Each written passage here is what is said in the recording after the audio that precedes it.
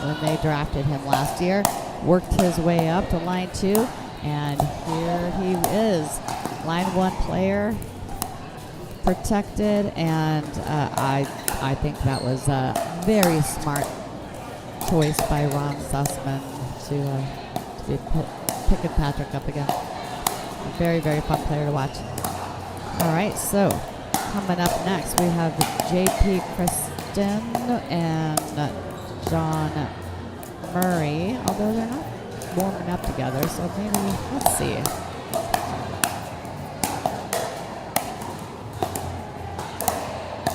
Okay, so it looks like the match we're watching right now is J.P. Kristen, Howard, Tan, Kirk, Maggio, and William Hung. And you guys will all learn throughout the season that I'm absolutely terrible at pronouncing last names. It's just my weakness. I can't be good at everything. But I'm going to do my best. Once I get to know you, I got it, but...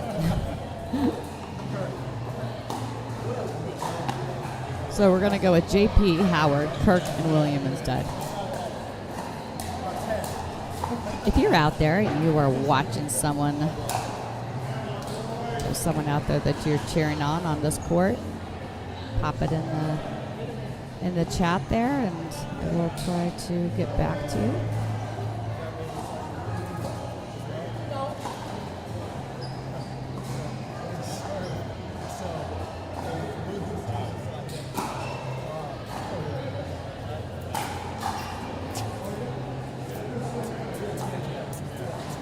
Is that a new ball there?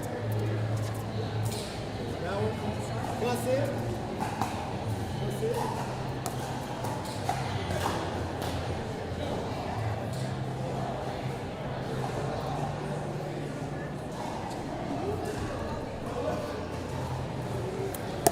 You want to get that one?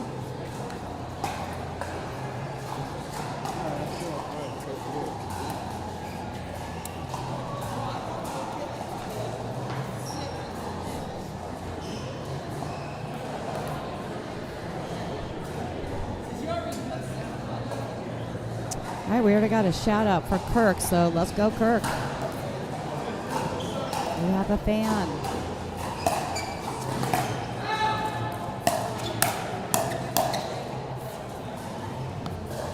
We talked about this earlier, that there's going to be some nerves, so you might see some balls that are flying out that maybe it's not a typical error that they make, but it'll all kind of come together as they warm up and kind of get used to the pressure that today brings, and they'll ease in. Ooh.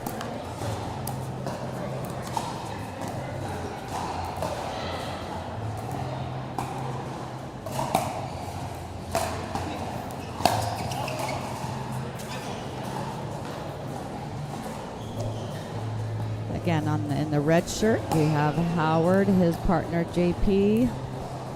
On the flip side, we have Kirk and William.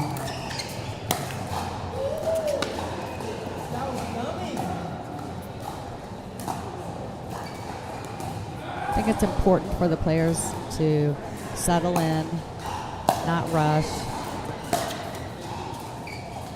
Oh, unlucky. One thing that the owners told me, I asked them, what they're looking for, and I think I mentioned it earlier, of course, attitude, and they're looking for skill, but they want to see that they're good shot selections. They want to see that players are not just speeding up and banging the ball every time, even though it may be effective, but they want to see, okay, when you're in that transition area, are you able to slow it down? Are you able to, let's say, drive the third and then slow it down and drop that fifth ball? Wow, I think that hit. I can't see. Hi, Karen. We've got Karen Urban, one of the owners of the Del Rays.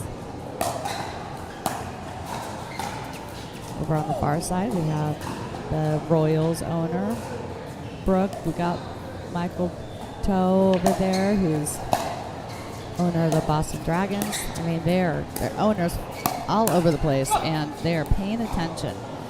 They're going to do their best, not just do their best, they will get their eyes on every player in the gym, in the facility here at Performance Pickleball in Richmond, Virginia. Again, we're here for the 50-plus USLPL Combines.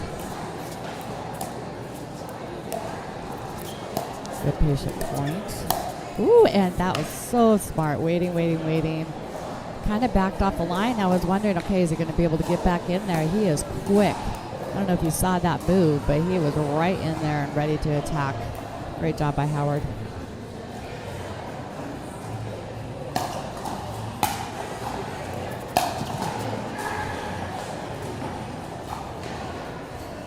I think those nerves that I was talking about earlier. You know, we tend to get either a little rushed or a little tight, and a lot of times when we get tight, that ball will fly out. Oh, almost went.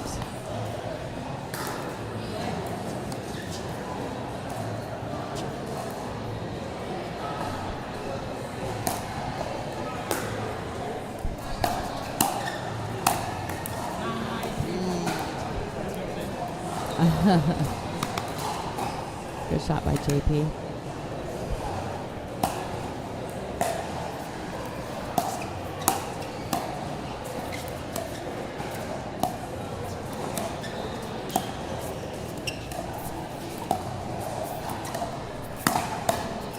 Ooh, good hands.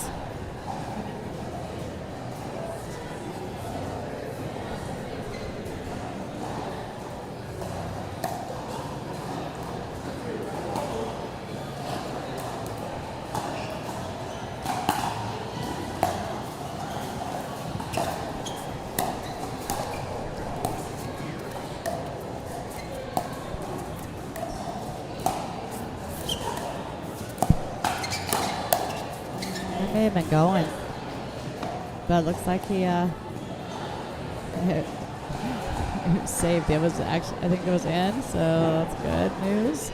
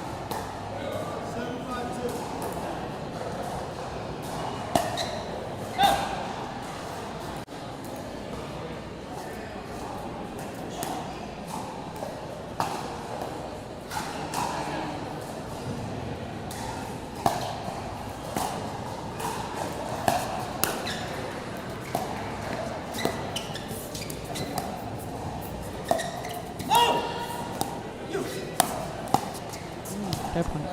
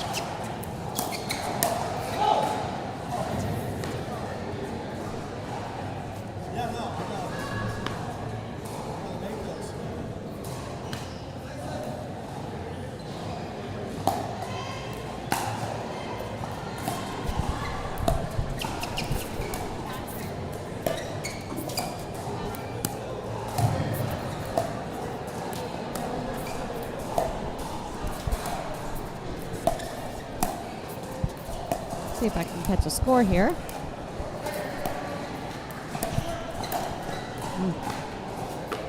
You wanted that one.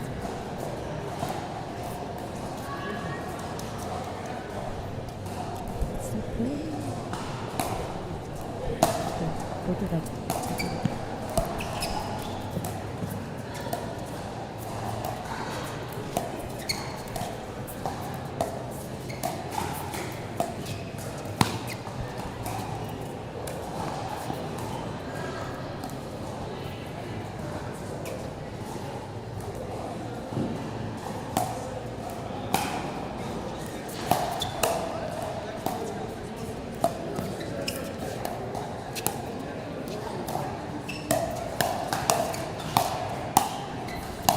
oh.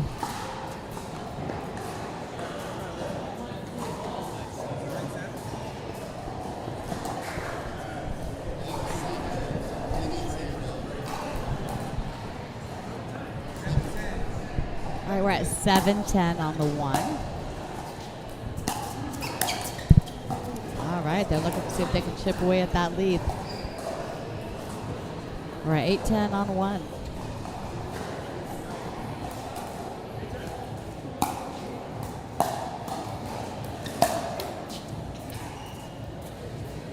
Here's where it all comes down to. So they need to show that they can be consistent and patient on these next couple attempts for points as they are 8-10. Oh, did it get it? Not get it? I can't tell. It's hard to see from over here. Looks like they did not. So side out. We're at 10-8 on JP's battle. And there it is. Great game, though. We're seeing a lot of exciting play happening here in performance pickleball. Not just on court 2, but on all of our courts. Behind me we have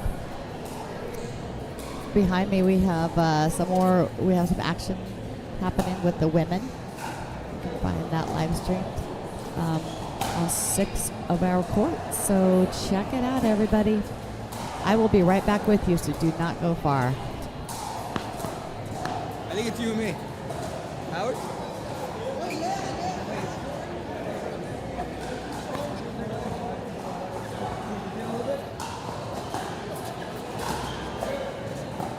Just a couple of hits.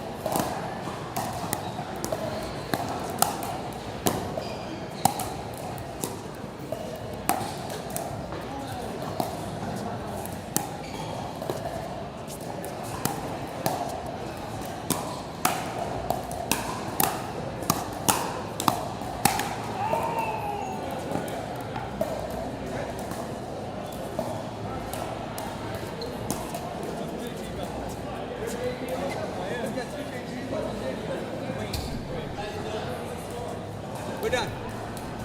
Take four, baby.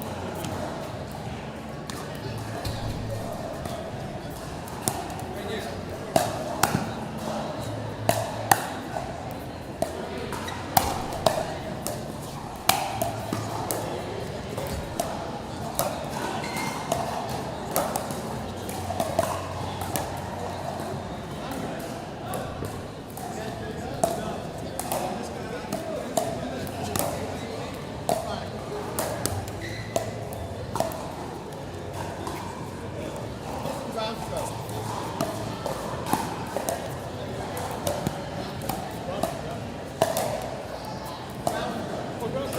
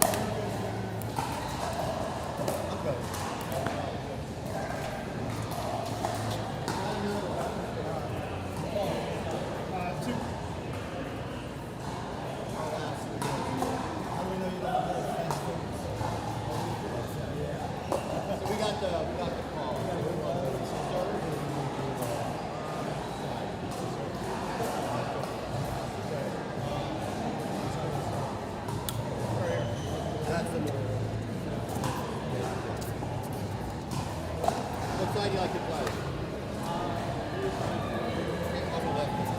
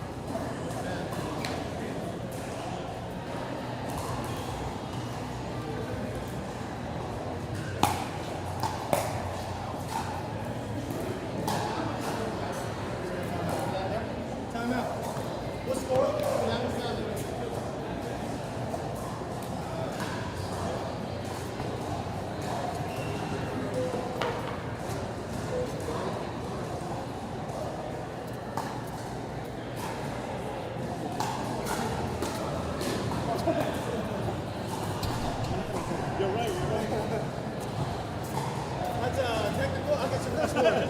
Your first warning. I was supposed to like yellow.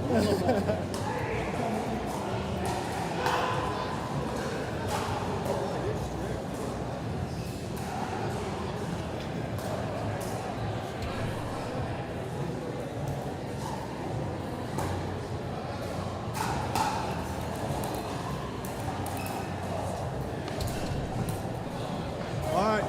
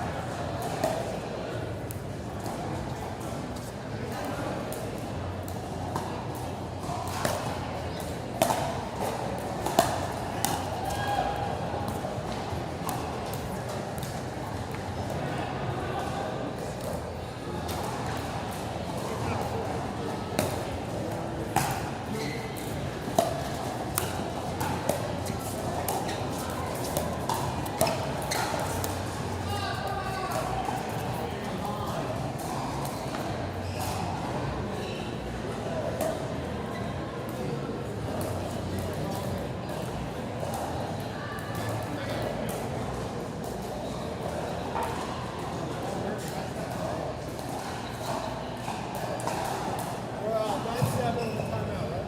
9-7.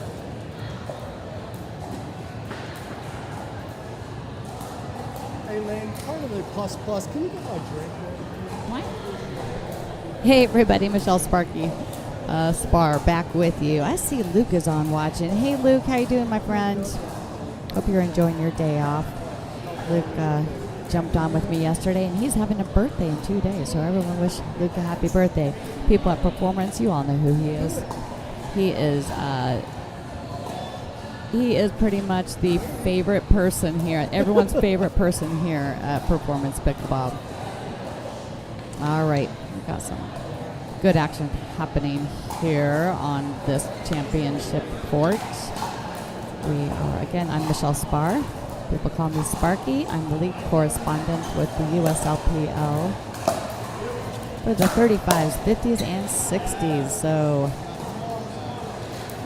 my goal is to get to know all of these players, especially throughout the season. Make sure that they have the best experience that they can, and that you at home, their fans, get to see what they're up to. And I'll be bringing you some great stories as well. So feel free to follow me. You can follow me on Instagram at MySparkyLife. That's MySparkyLife, My Sparky Life, or on Facebook at Michele Spahr. And that's Michele with one L, and Spahr is Spahr. All right, moving on here.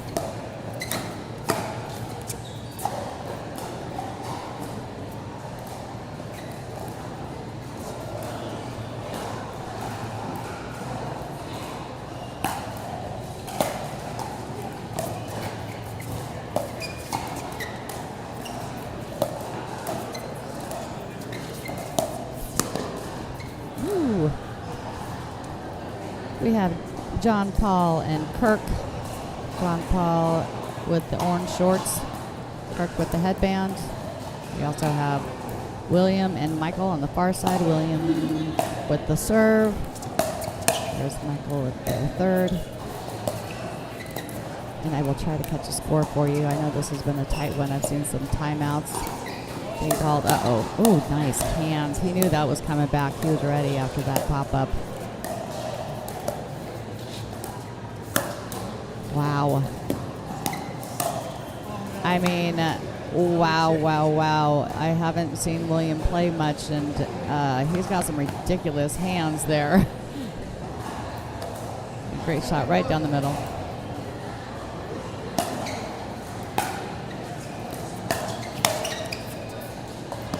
And there it is. So the win goes to John Paul and Kirk over William and Michael in this game 4 of our morning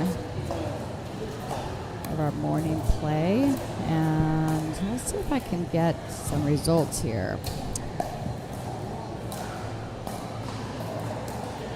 That will put. Oh, and did I? Let's make sure that I got that correct score. Okay, so before that match, we have John Murray with 2 wins, 0 losses. JP also 2 wins, 0 losses. Wayne was 1-1. Howard 1-1. Kirk 0-1. William 0-1. John Paul with 1 loss, and Michael with 1 loss, but these will be updated here shortly, and I'll give you a more accurate look at where we stand on this pool. The winners of the men's and women's combine, overall winner of the men and the women, get an automatic draft. They will be automatically drafted to one of our 16 teams. So a lot on the line for these players. They want it.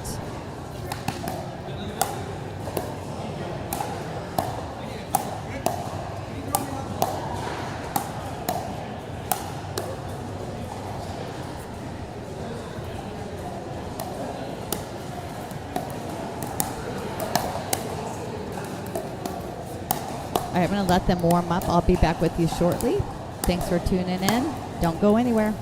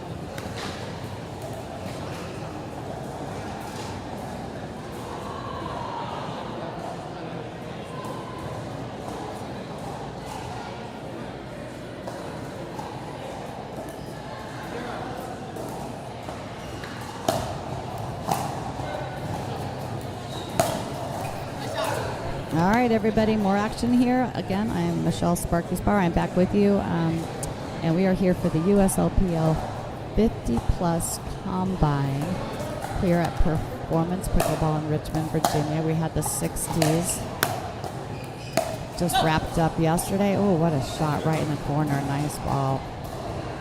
Our 60s wrapped up yesterday, and this is our first session of the 50s. The top players from the 50s combine morning will move on to tomorrow morning.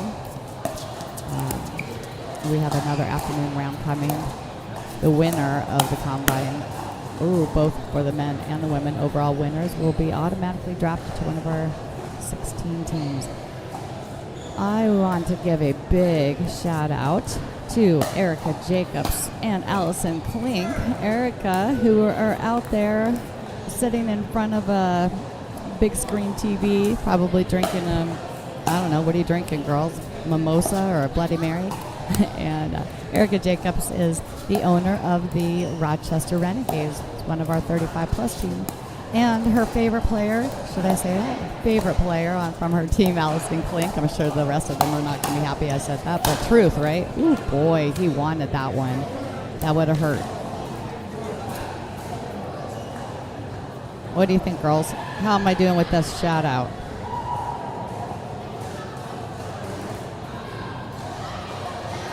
Good play happening on this court.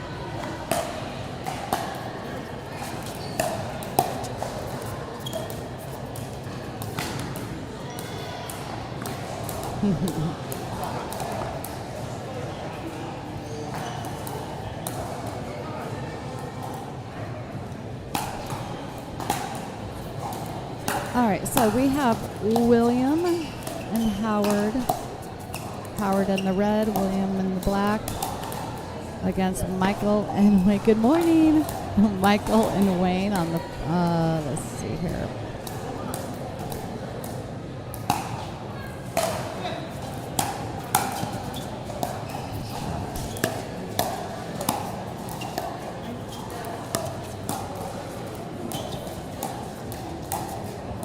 Another great point. I've been really impressed with Wayne's play over these last couple games. I haven't seen him. He is so quick. So you got Wayne in the navy, and we have Michael in the white. Let's see what my girls are pinging me. I have a feeling I got Erica and Allison. Now that's a shout out, right?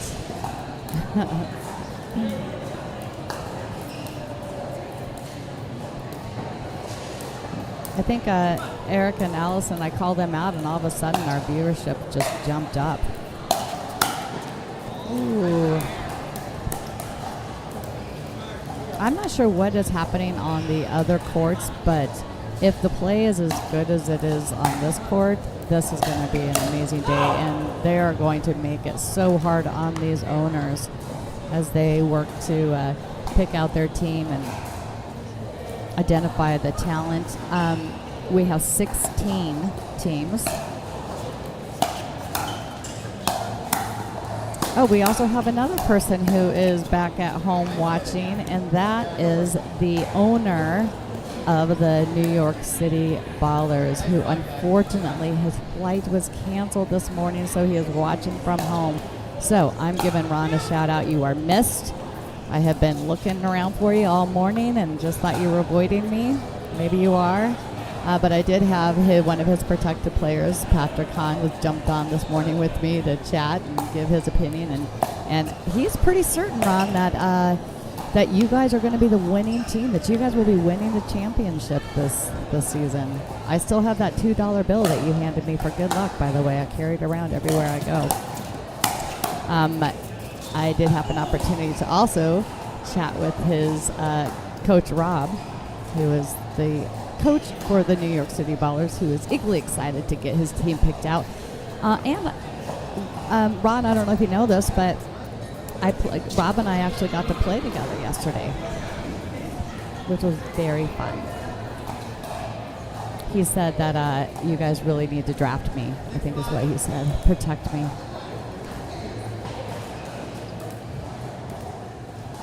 But you may have to fight. You might have to fight other owners for it, by the way. Now a hot commodity. All He says he's looking and watching out for me in the draft. We'll see. I don't know if I can do both. I don't know if I can play and also do this commentating. Oh my gosh. Oh, I think he missed it. I've got a pole in the way, so I can't see. Gosh, he's so fast. I've been telling you this. I mean, everybody needs to remember, everyone you're seeing today, gosh, is 50 or older. Ooh. He wants that one back. Let me see if I can catch a score for you here. Oh, the two quick side outs here. Let's see.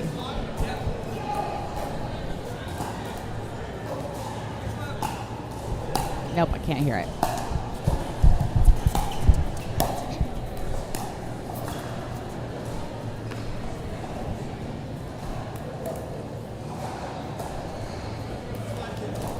All right, I think I heard him say 6-5-2.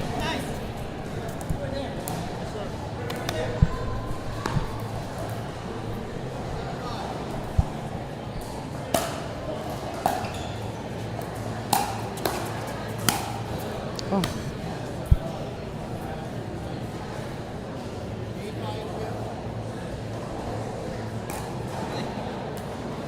Eight. 8-5-2 on Michael's paddle.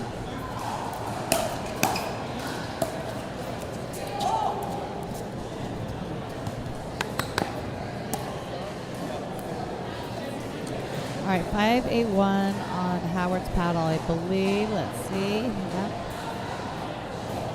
Yep, 5-8-1.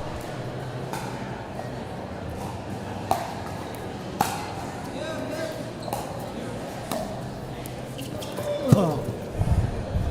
Good effort.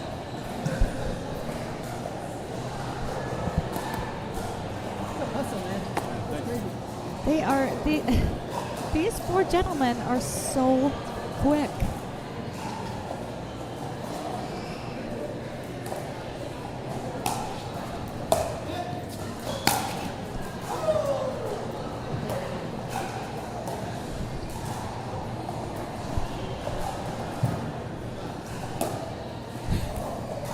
Got Amy Taylor standing here. She is one of the owners of the Keystone Crushers. I'm trying to get her to jump on mic with me, but she's a little shy.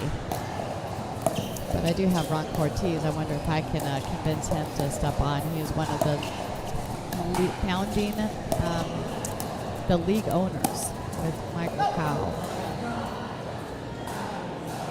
Oh, unlucky.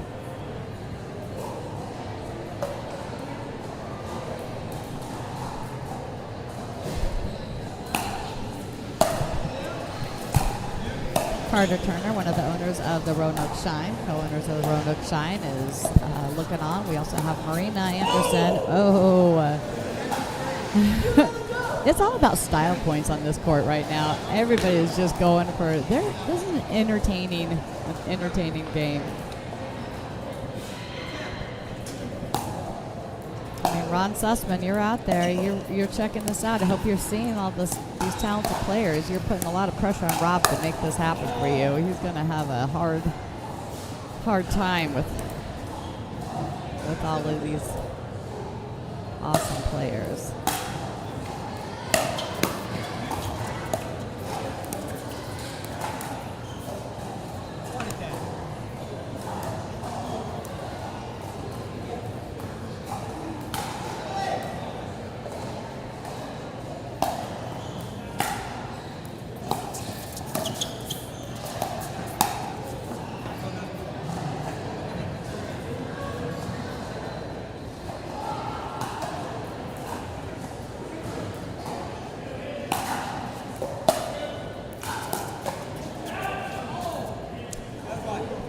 Looks like we got Nancy out there saying, "Go Wayne." So I'm going to pass that along. I'll give him a little shout out here. Come on, Wayne.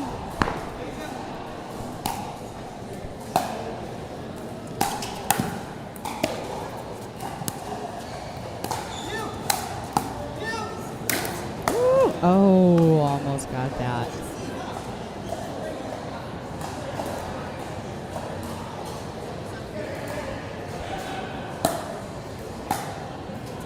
Same guy. That's what we like to say. Same guy.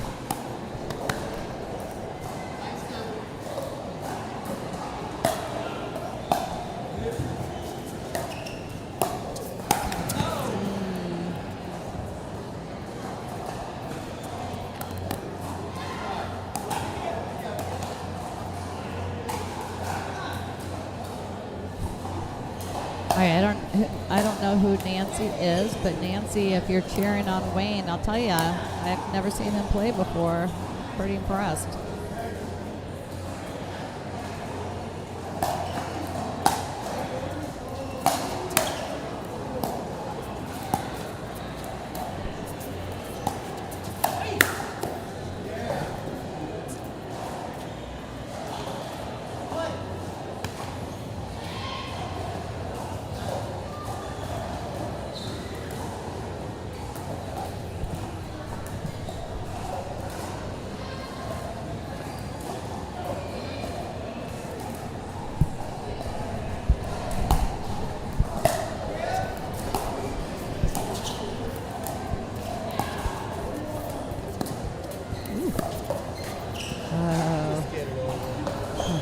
That's a toughie. That's a tough one.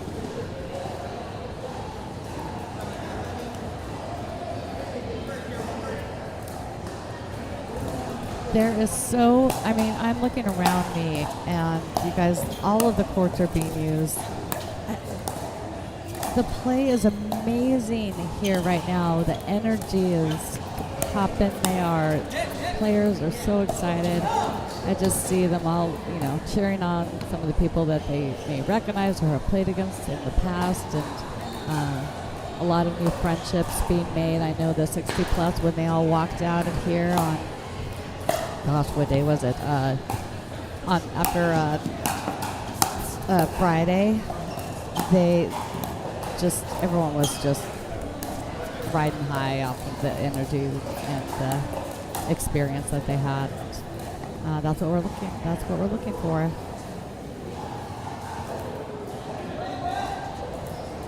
Nancy says she's going to be here soon. Wayne is a good player and even a better guy. If you mean here soon at performance, make sure you come up and say hi to me, Nancy.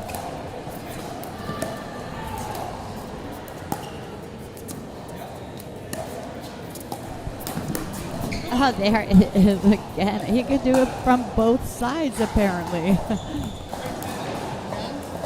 I think, I walk around and I ask the players, ATP or Ernie, which one do you like? I'm going to guess that Wayne is an Ernie guy.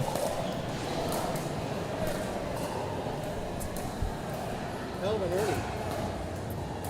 All right, we've got a timeout. Quick timeout called. William and Howard trying to slow the roll of Michael and Wayne.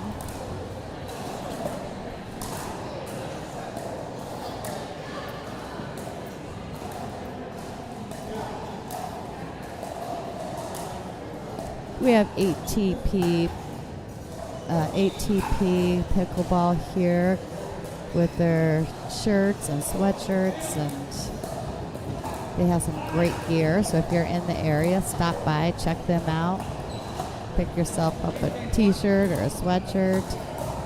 I got a really cute pink tank top, so I'm excited about that.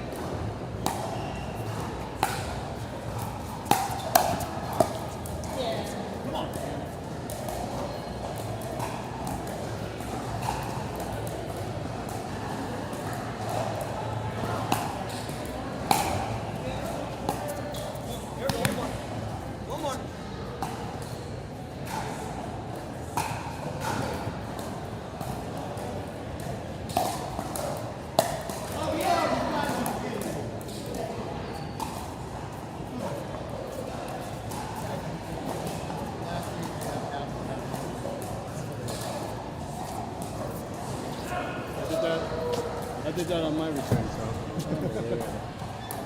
Unbelievable.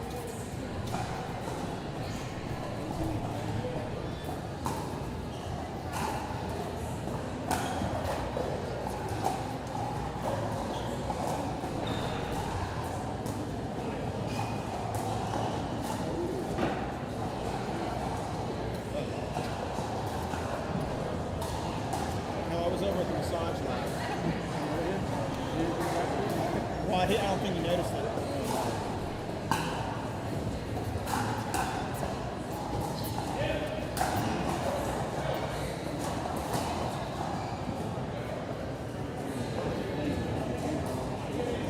Yeah, the adrenaline's still going.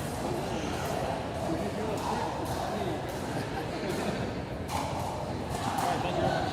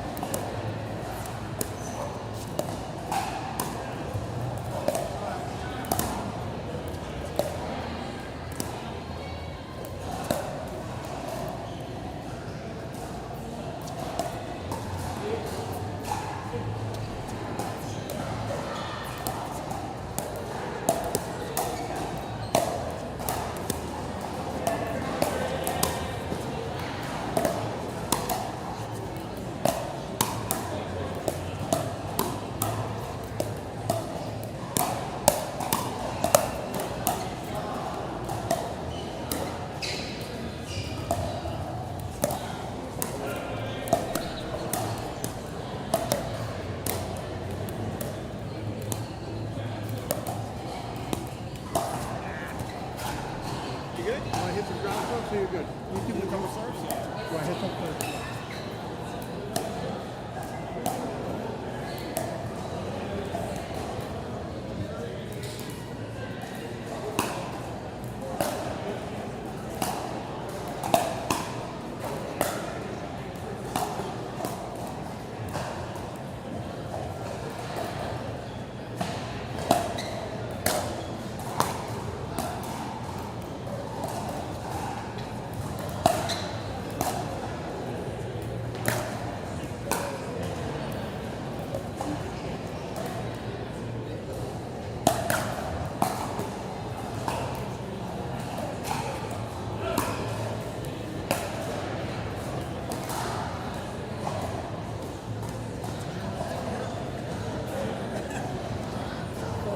Pretty new ball. How's that ball? I think that's new.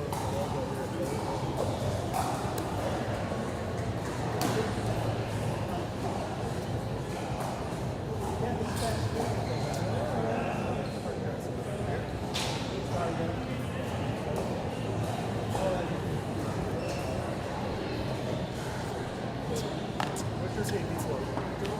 Me too, baby. Still with an H or just you have an H? Yeah. I'm Italian. They made it like John Paolo. So, they made the American version.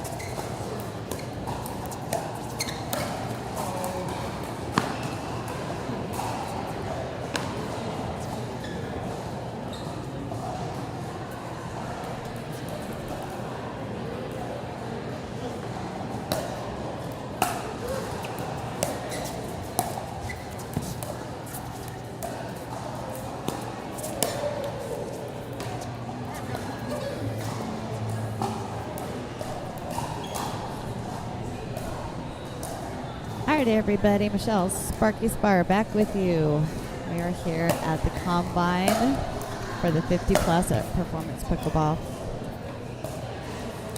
Another good match is on deck here. Court 2, we have, let's see, here we have we've got Kirk and JP. Kirk with the headband, JP with the hat, and John Paul and John Murray over on the far side. John Murray with the hat, John Paul with the colorful orange shorts, which I appreciate. I think we're already at 2-3.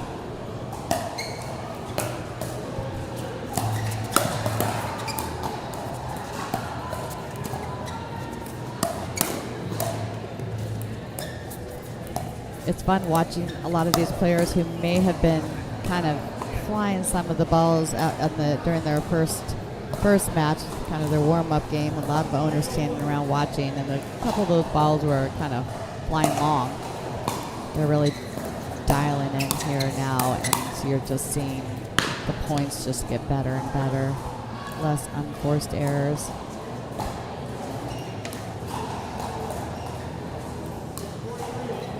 All right, we're at 4-3-1 on Kirk's paddle.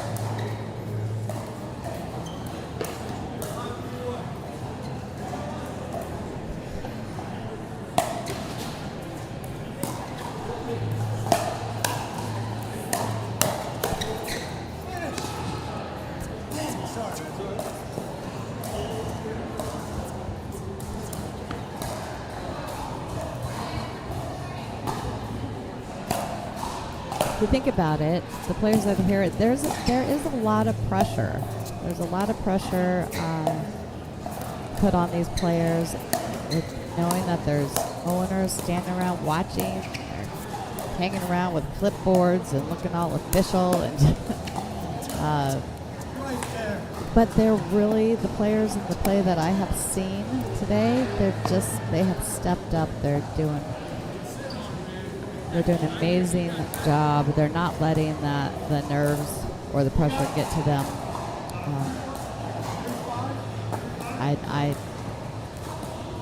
I would never want to be in these owners' position right here to have to pick between these players on who they're going to choose for their team. So when I give advice, when I give advice to the players that ask, what can I do to stand out, I tell them, you've got to get yourself in front of these owners, introduce yourself, make sure that they know who you are. So when they are looking at that long list, that long draft list, and they're picking out their team, they'll say, oh, I remember that guy. Or, oh yeah, she was awesome. And came up and talked to me, and great personality. So they're not just looking for talent. They're not just looking at duper score. Wow. They want to know that you're going to be a great team player, because the USLPL League, we have teams of 14, 16 teams and 14 players. We want to find people that get along with each other. And what Karen Urban said yesterday, the owner of the Del Reyes, who they actually won last year, she said they drafted based on finding people that, of course, skill is important, but they wanted to find people that they would enjoy going to dinner with. I thought that was pretty smart.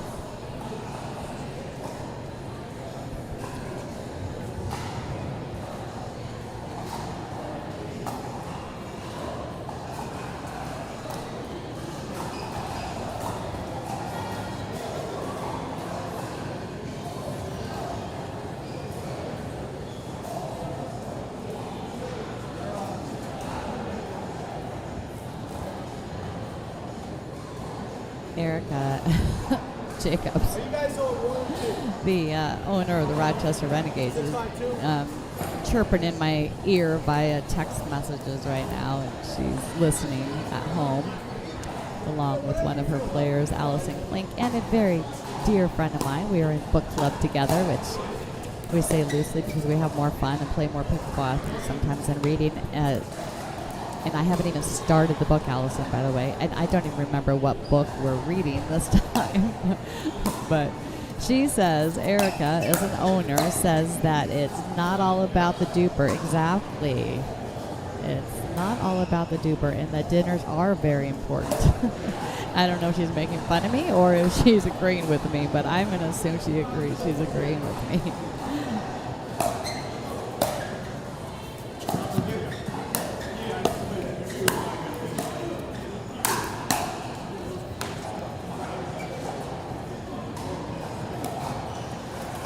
And she says she's agreeing. Good. Erica, as an owner, what else do you look at?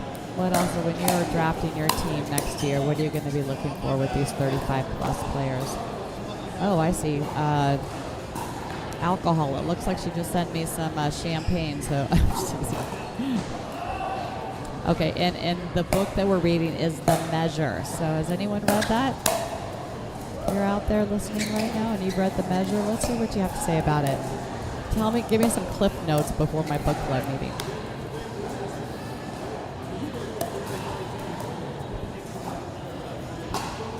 I really wanted to read it and not just listen to it on, listen to it on audiobooks. But I do have a long drive home on Sunday, so I might have to rely on that instead. Oh. Let me see if I can catch a score for you for those that are here for the pickleball and not my book club conversations.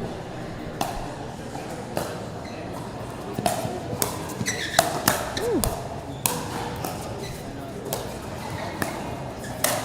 Wow, that's a great defense there. I tell you what, you do not want to put the ball up there for... Now I gotta find. I have too many names to remember right now. For John Paul, thank you. You do not want to put the ball up there for John Paul because he crushes it. In fact, every time he hits it, I'm thinking, do we need to chuck that ball to make sure it didn't crack? We're using the lifetime balls. The players, actually, overall, are very happy about it.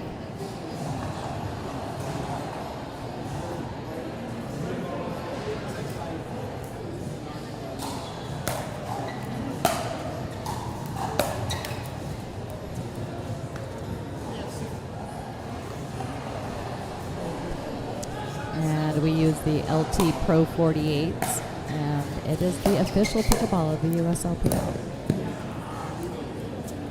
We are using it for all of our 50-plus and 60-plus events.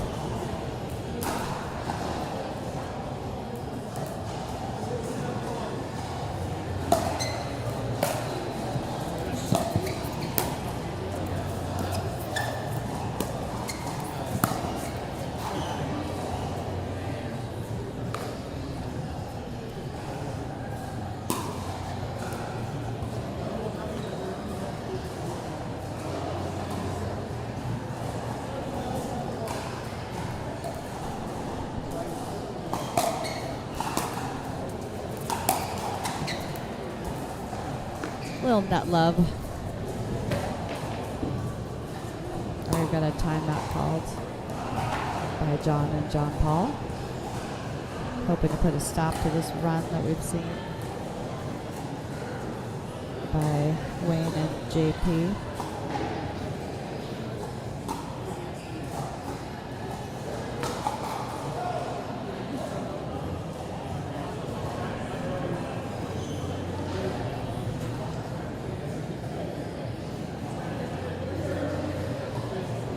And it's not Wayne, by the way. I don't know why I said Wayne.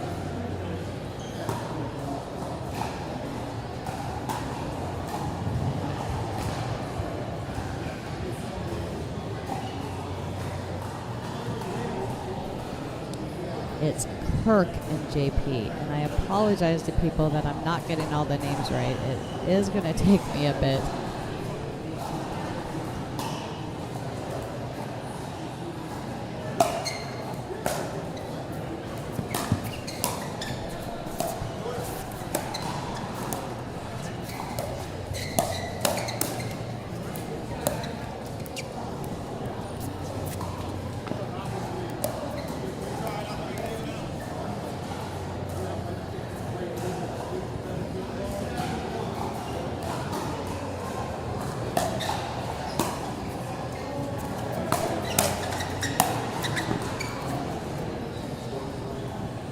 John Murray over here with the black hat. He actually played for the USLPL 50 plus last year, so we're excited to see him back.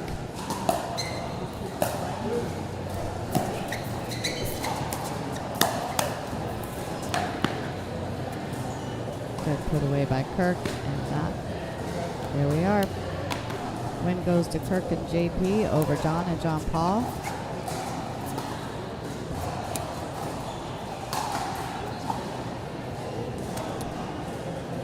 And we've got Luke back on. Hey, my friend, how you doing, Luke? We're missing you here today. And for those that did not hear earlier, Luke jumped on mic with me yesterday. He works here at Performance Pickleball, and he is having a birthday in a couple days, so happy early birthday, Luke. All right, everybody, we'll be back in just a couple minutes. We'll let the next group of guys jump on and warm up, and I will be back with you soon, Sparky.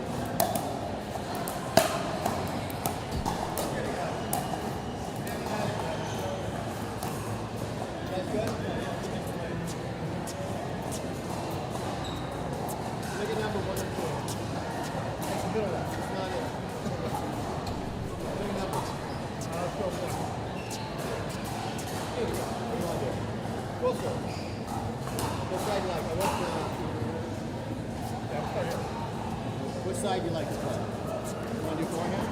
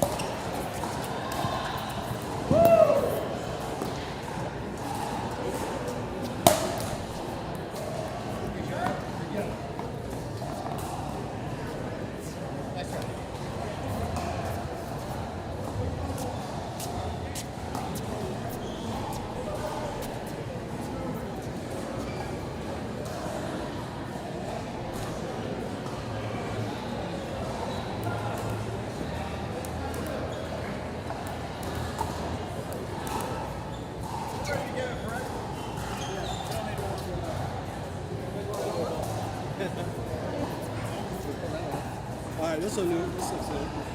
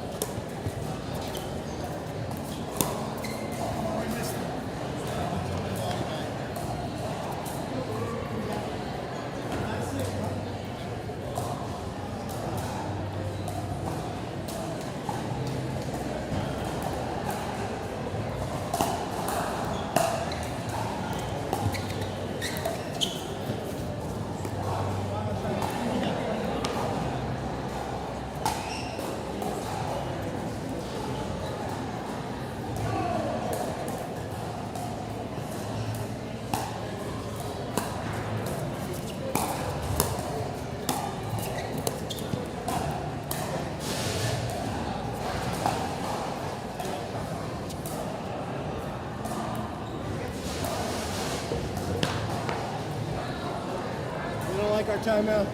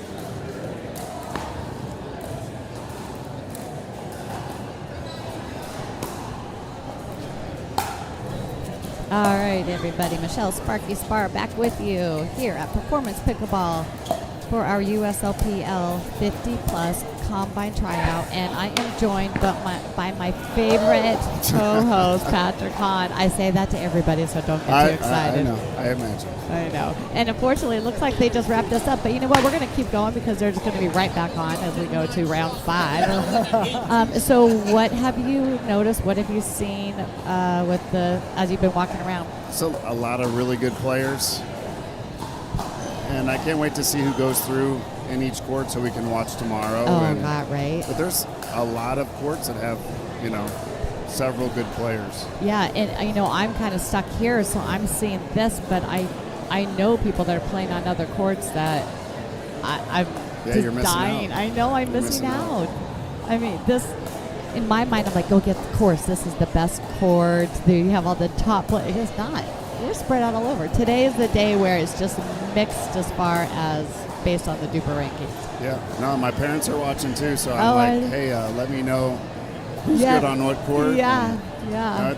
It's been really good. I've been on every court, and so many good points, and everybody's playing really well under like a little bit of stress when you get over. They know that every point counts. So it's. I think you said it well too earlier when you said that people are here. It's good practice for what's really going to be happening during a showdown where you're going to have those tournament jitters. And right now we've got the owners standing around watching. Again, we have several owners I can see right now. Texas Stars, Florida Storm, Mayhem. We've got Ballers right here with you, Patrick. And they're just, they're excited. Oh, yeah. And this is only the first half. Yeah. We have equally talented round 2 that's going to be. And it's all different people in the afternoon, right? All different people in the afternoon.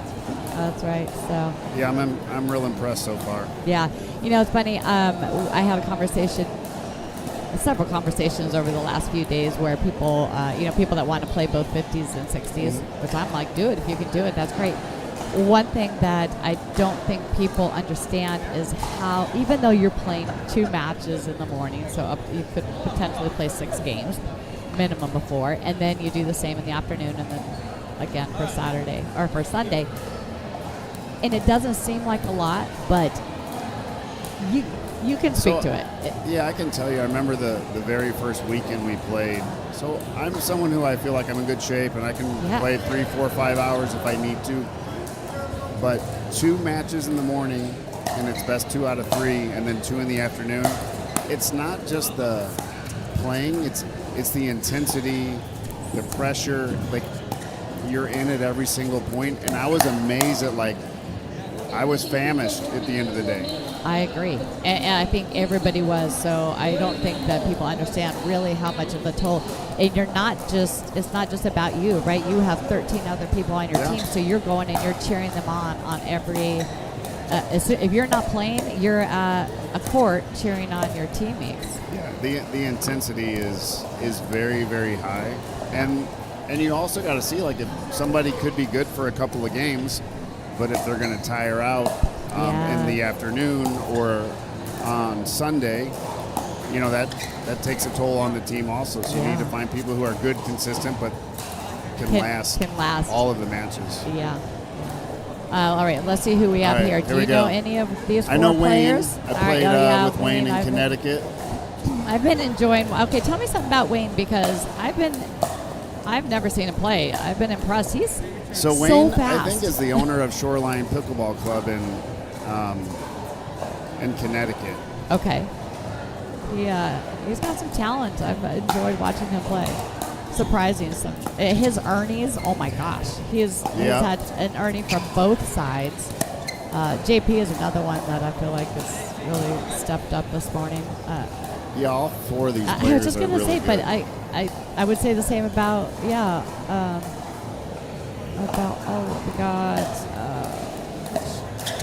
Kirk that's playing with Wayne right now. We got JP is playing with Michael. Yeah, I was watching both those guys on the other side also. Very consistent. Yeah. Have you seen a lot of diversity in their shot selections? Are you like seeing this court right here? Yeah. Lots of dinking and control, which is what I personally like to see. Yes. I'd say on a lot of courts, there's a lot of banging going on. And I said it to the 60s when I was commentating yesterday as well, the day before. But is that exactly right? Most of the players can bang the ball. So owners need to see that you can do something other than that, because that's not always going to work. Number one, you're going to be exhausted after you just are driving every single ball. Your third, your fifth. Because my personal opinion, if somebody's driving the ball at me, that doesn't bother me. Yeah. Because I can just block it back, and it's going to come back harder, and it's going to be hard for them to get into the kitchen. But when you have someone who drops their thirds, or their fifth. Or their fifth. Or you get below the net, now they're able to come in, and you can't do anything with the ball. But this court right here is showing a lot of dinking and control. Yeah, I agree. It's been good to see that. Yesterday there was a lot of banging on some of the courts that I was watching, and but here's the other thing. I mean, if it's working, it's a great point. They can get away. That's excellent. Came in well. Kept the back on that.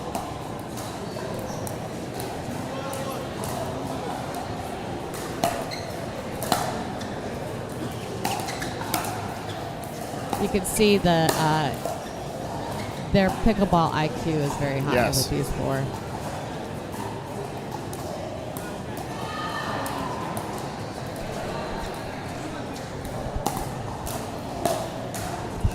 And they definitely seem very relaxed and know what they're doing. Yeah.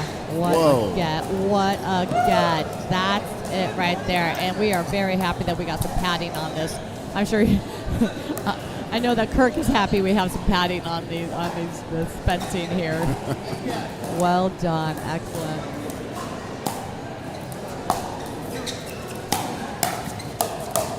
Great point. Ooh.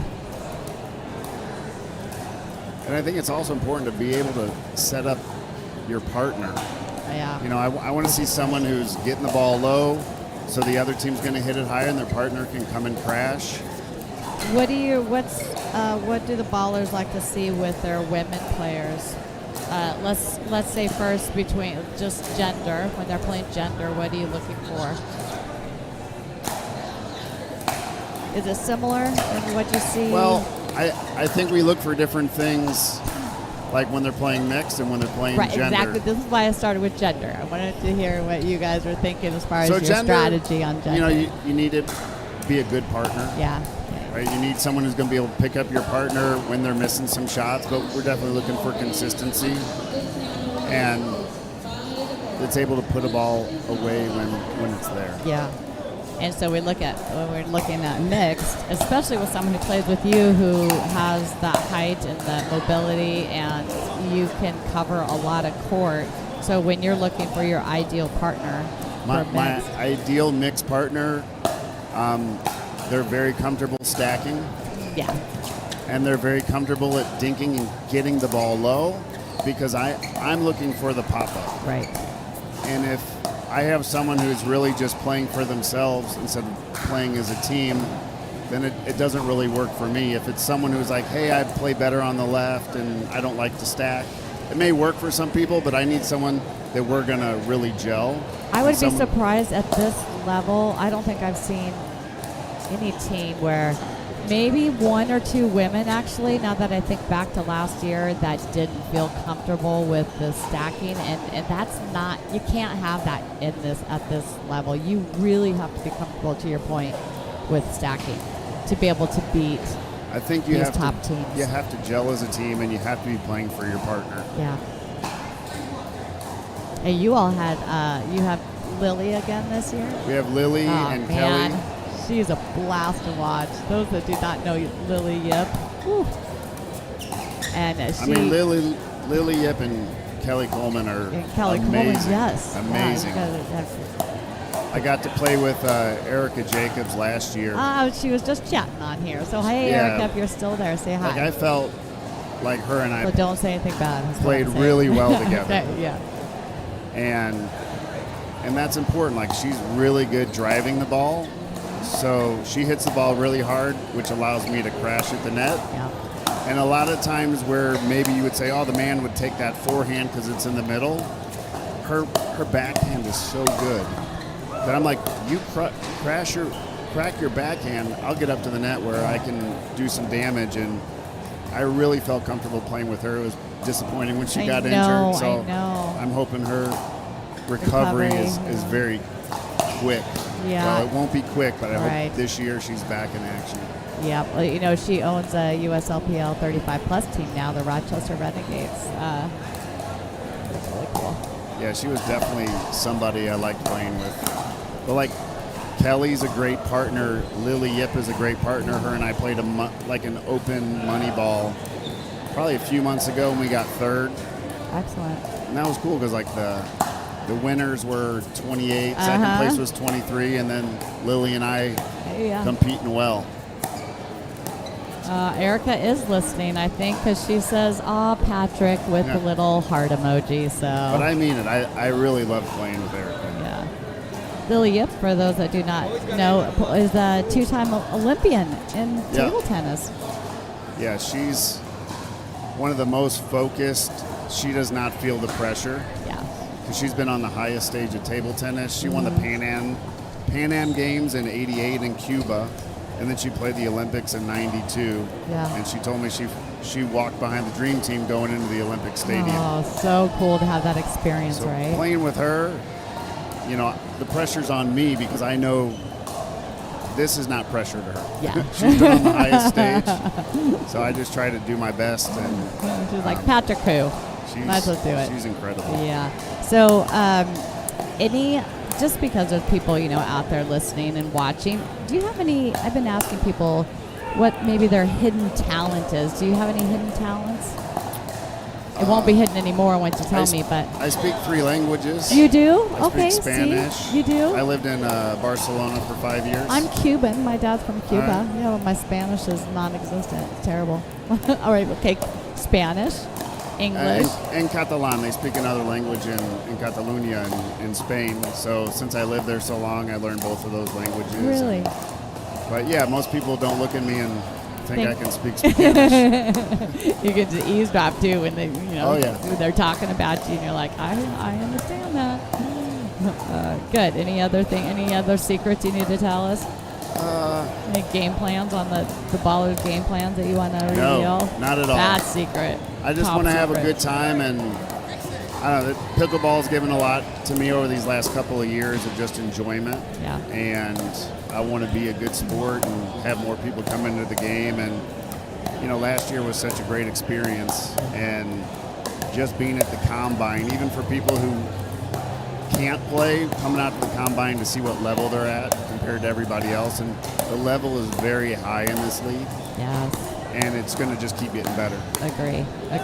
So if you're out there and you think that you can compete at this level, make sure that you sign up for the draft. It's not too late, but Yeah. it will be soon. I think we have until August 12th, and then we're closing.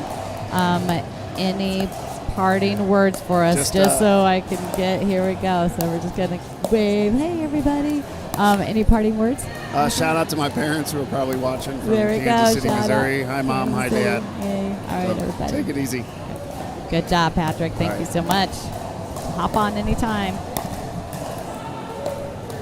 All right, we'll be right back with you after we let these gentlemen warm up. As you can see, they're taking a little bit more time in between the games because they're starting to get tired. These matches are tough. They're having a good time, but man, their pressure is on. So we will be back in a few. Peace.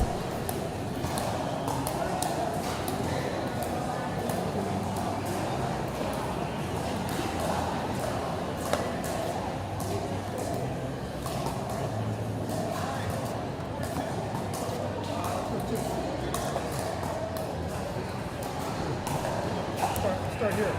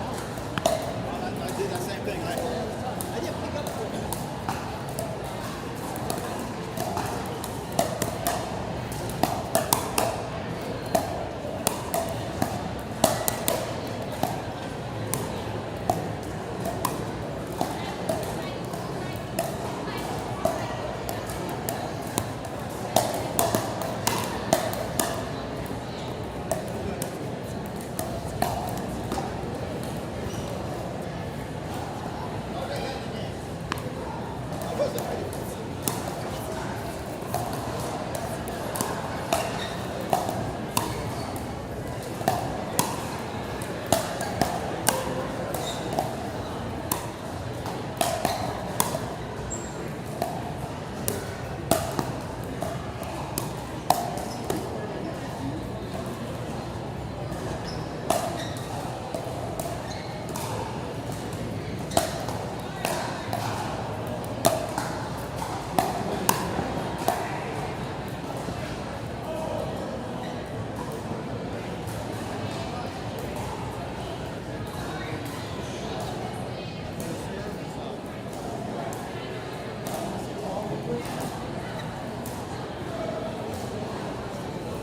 start on this side.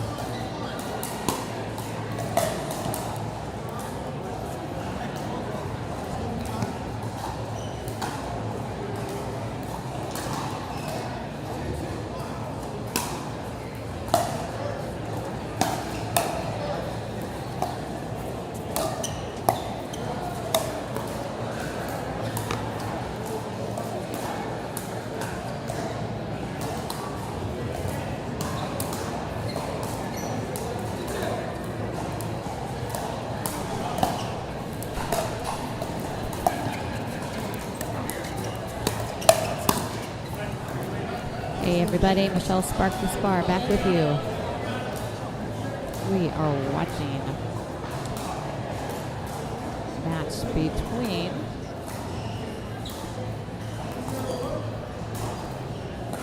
John and Howard, and they're playing against Kirk and Michael.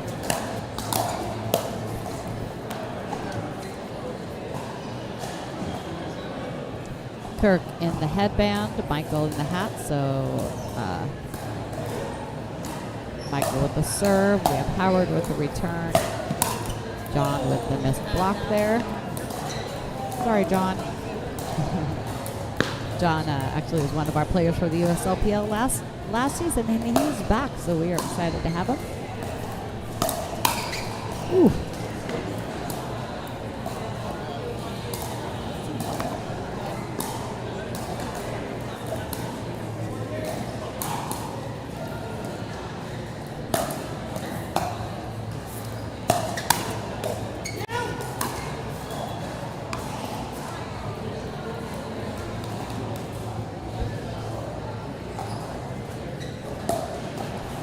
Let's take a look at some of the results so far for this court. Again, a reminder that we have 10 courts running right now. Wow, that was just pretty. 10 courts running right now, and the top players from those 10 courts will then go and play in tomorrow morning for an opportunity to get an automatic draft into the USLPL. In this pod, we have John Murray right there, with the put away with the hat, black hat and the white shirt. He has 4 wins and 1 loss. Also with 4 wins and 1 loss is Kirk Maggio and JP Christian.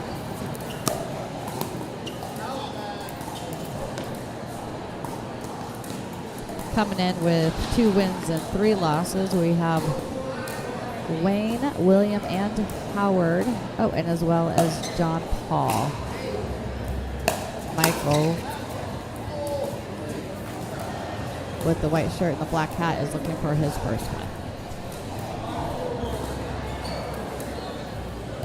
It's tough. I just want to say I have seen great players walk away with very few wins, and a lot of times it's, you know, who you are partnered with and the matchup that you have, and sometimes the matchup for some players ends up being a little tougher than the matchup for others, and it's just the way it is. There's nothing we can do about it, right?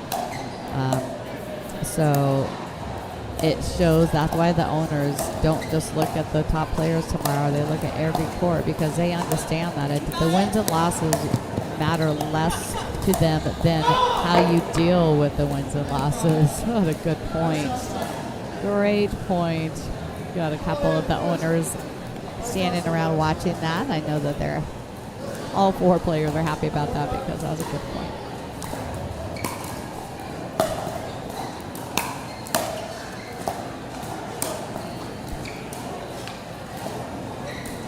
It's a stressful situation here. With the players are on court, they have a lot of eyes, a lot of people walking around with clipboards, and they understand that every point matters and every game matters, and it can be a little stressful. But that's what we need to see too, right? Which players are able to step up during that stressful time, because the matches and the showdowns throughout the season, you're playing for a team which has its own added pressures. So how they perform here says a lot about how they may perform during their combine, or I'm sorry, during their showdown during the season.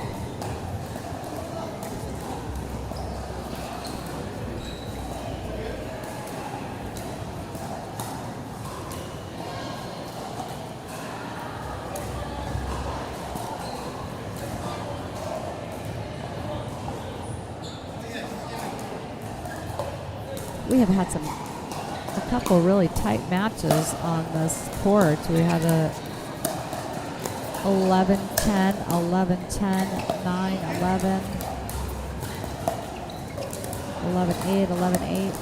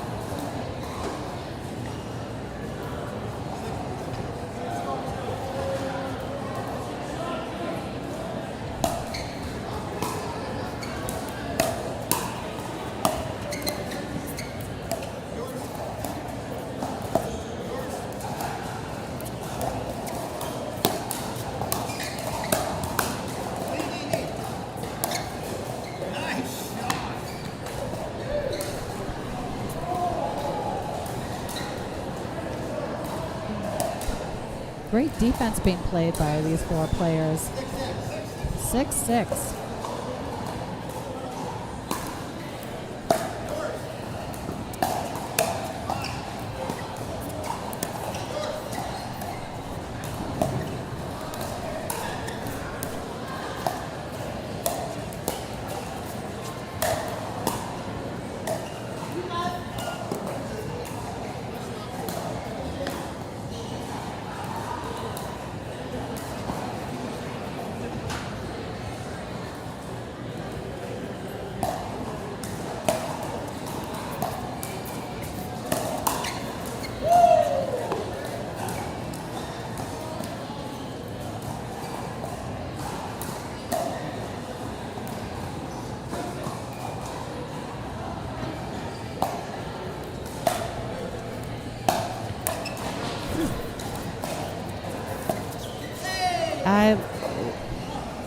That was actually a great idea by Michael on that. And we talked, I was talking to Aaron, who's the owner of the Cape Cod, and they said, you know, we're less worried about an error because they understand that there's nerves right now. They're less worried about the error. They just want to see that, because they know that all of these players can make those shots, right? They want to see, were you aware of the shot you should play? How is your pickleball IQ? And I think that showed some high IQ.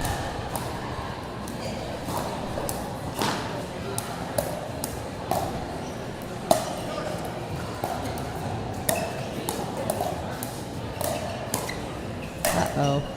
Woo.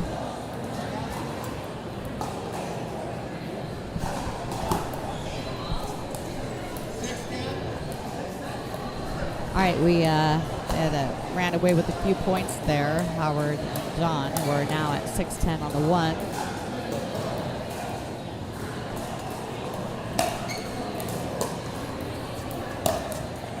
Kirk and Michael hoping to chip away at that 6-10 deficit. One more opportunity here.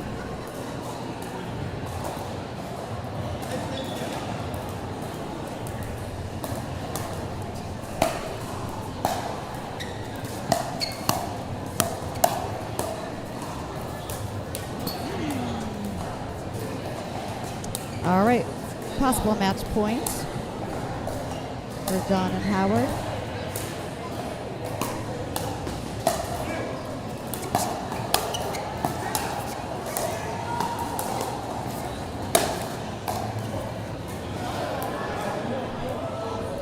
Darn low ceilings is what Howard's saying right now. Outdoors, who knows?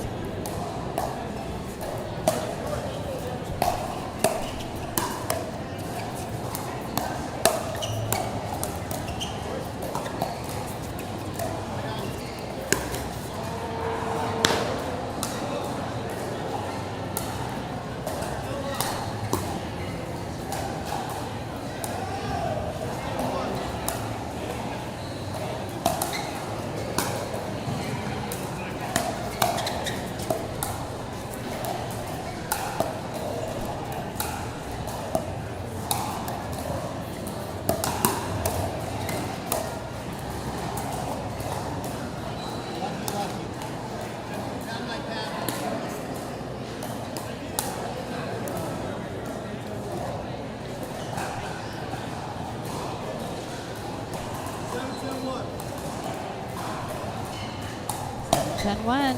They're still in it. Door left open.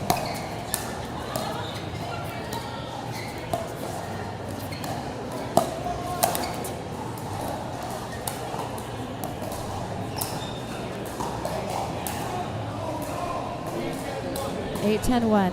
Games to 11. Hard stop at 11. Not win by 2. What a hand. Woo! Oh, great playing. What great defense. That was amazing.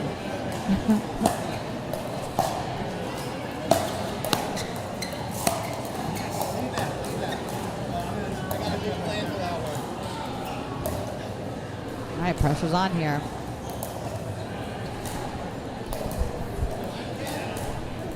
Nine 10, looking to tie it up here. 9-10 on 2. All right, there we are. We're at 10-10, possible match point.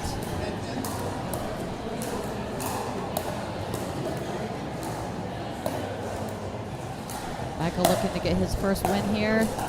Gotta say, I'm kind of cheering him on, and there it is. There it is. Oh, he's happy about that one, and I'm happy for him. That was a great match. He's had a couple close ones, so for him to get that first W, that's awesome. And you can see he is pumped up now, so watch out next game.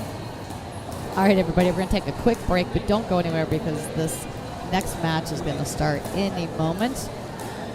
Men are all ready to go, already walking on the court, so don't go far. Thanks.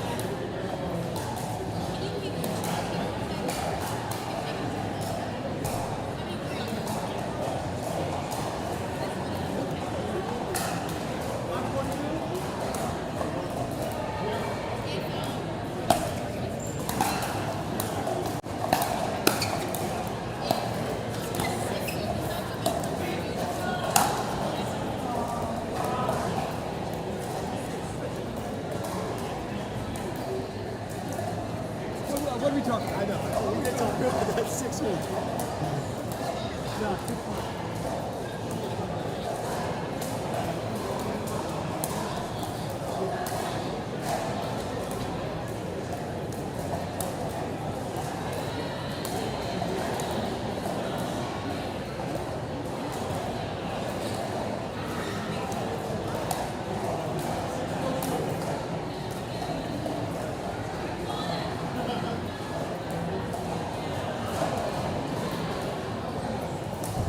All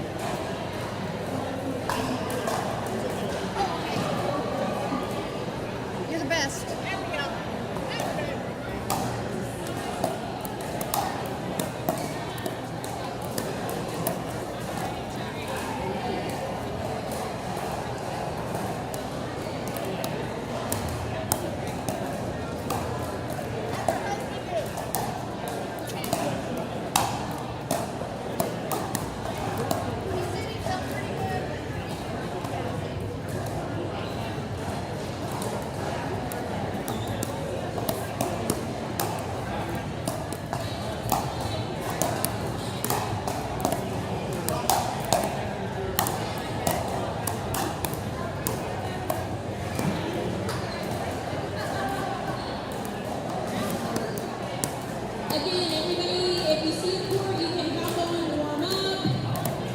We'll call everybody about 1:35 for a photo.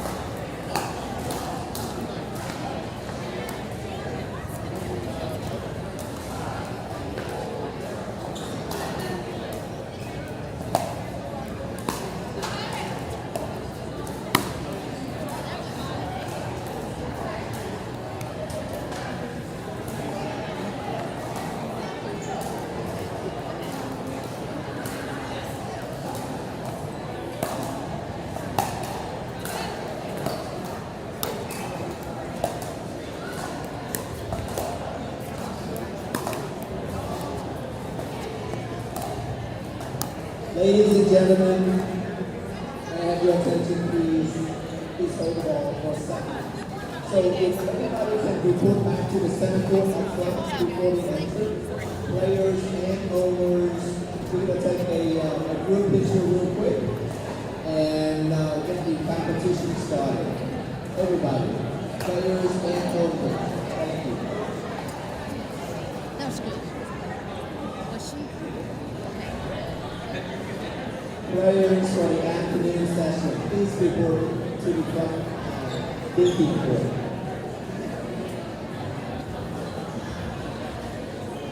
Players for the afternoon session, please report to the thinking court. Thank you.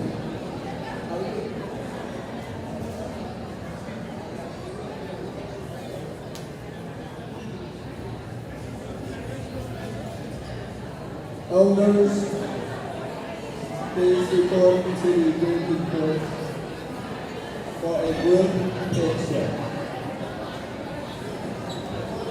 Come on in. Come on in, right?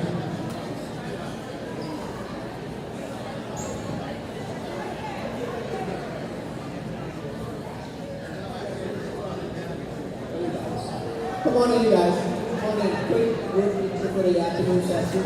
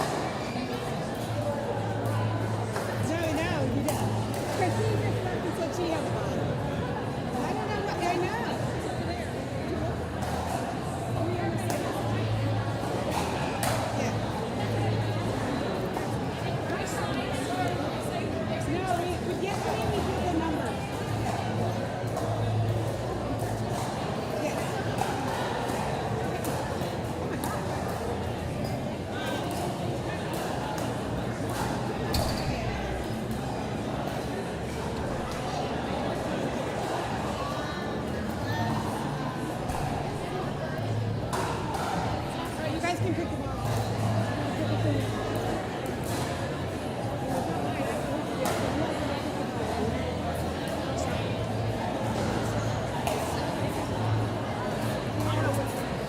All right, Mark. It's Mari, right? I know it doesn't look like it's a no. And I'm Laura.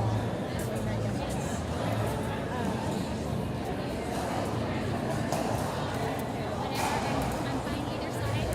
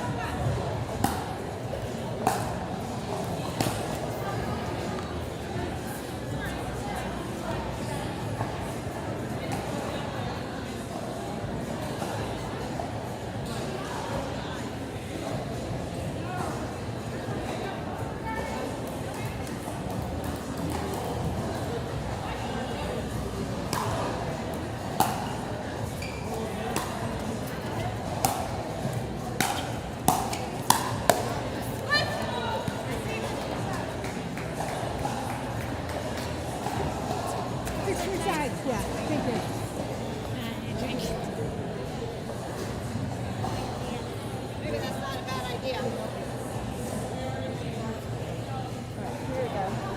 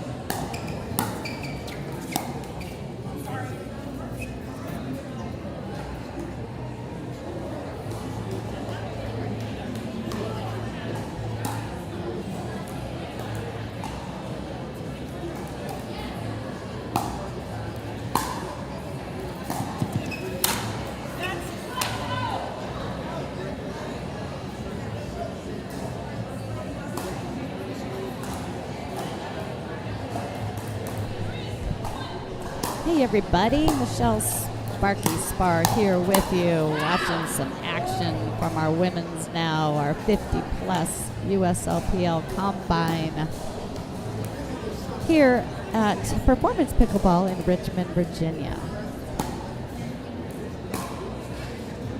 That's a lot of great play going on. I'm sure if you've been checking it out here, you've noticed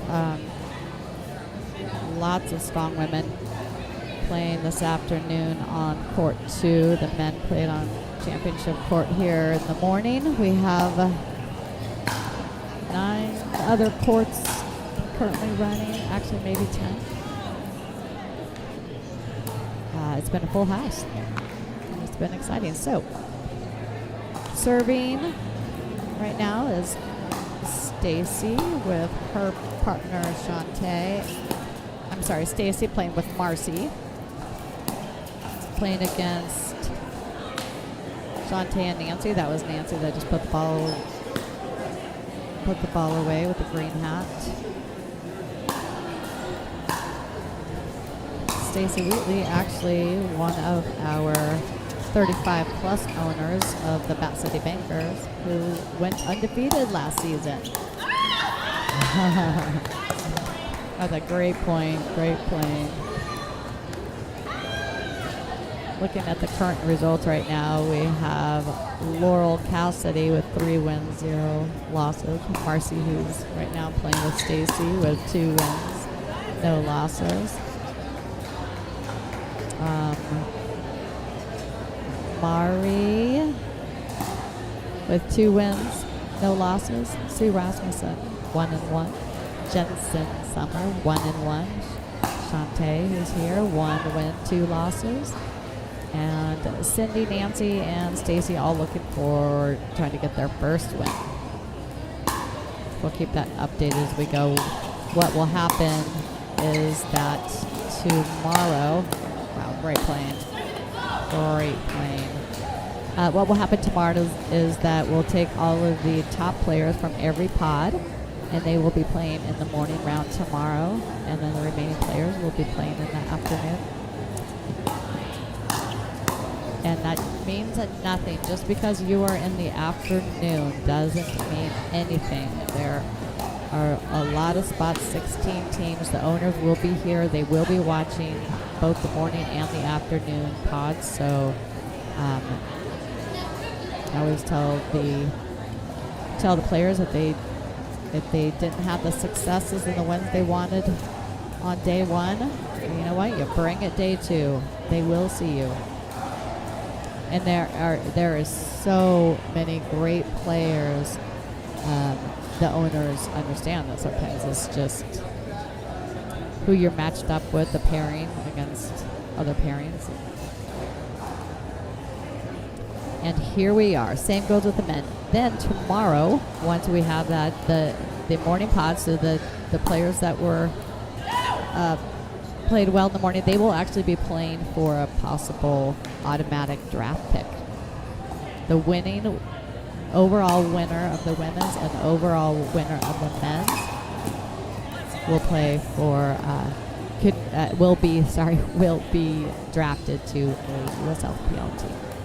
Sorry, there's a lot of distractions around me right now. I'm going to stay focused.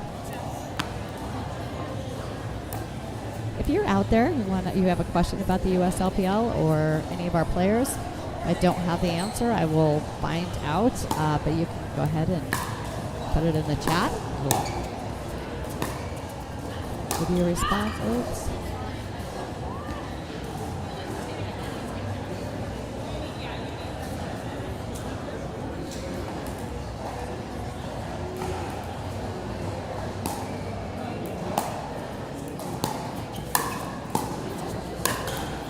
Looking at what we have around us right now, we have the Roanoke Shine coaches, Trish and Carter, who are watching this court right now. We also have one of the protected players, Randy from Del Rey's, who is watching on and helping the Del Rey coaches by making some notes on the players. We also have the Royals coach, I'm sorry, one of the new Royals owner, Brooke Peters, also watching. So sometimes that can, put a lot of added pressure. Oh, and we also have Texas Stars down there. It puts a lot of added pressure on some of these players, and that's what it's all about, right? who can step up under that pressure? When you're in the showdowns, you're playing teams of 14, and as anyone knows who plays tournaments, it can be a stressful situation. So this is kind of mimics what these players will be seeing if they were drafted to a team. And also, it's not just about how they do as far as wins and losses, but a lot of the owners, I ask them, so what are you looking for when you're drafting a team?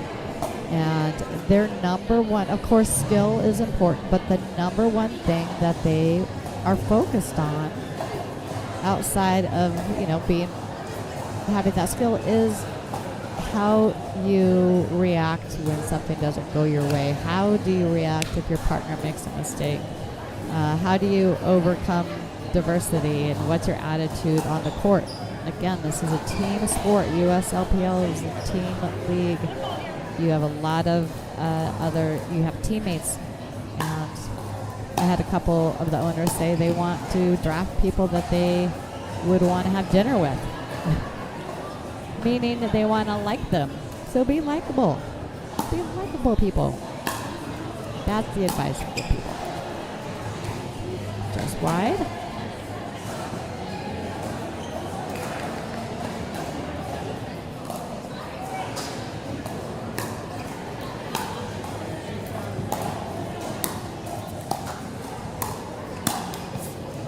Ooh.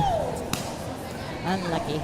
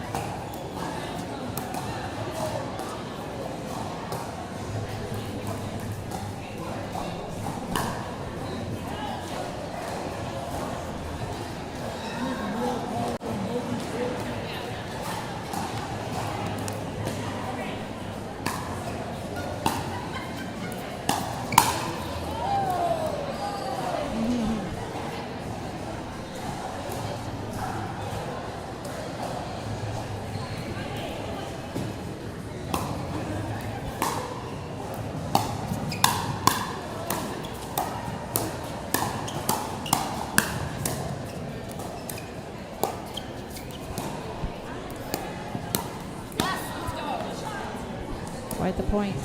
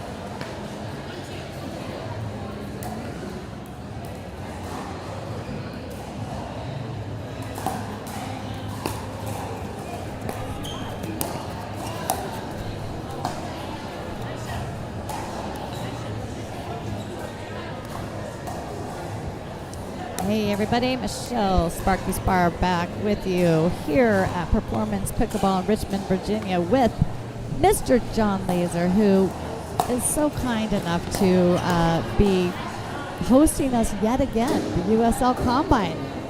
Yeah, I don't know about kind enough. This is a great group, and they like to eat and drink. Which, you know, we love having them here, but the bottom line isn't suffering either with this crew in town, that's for sure.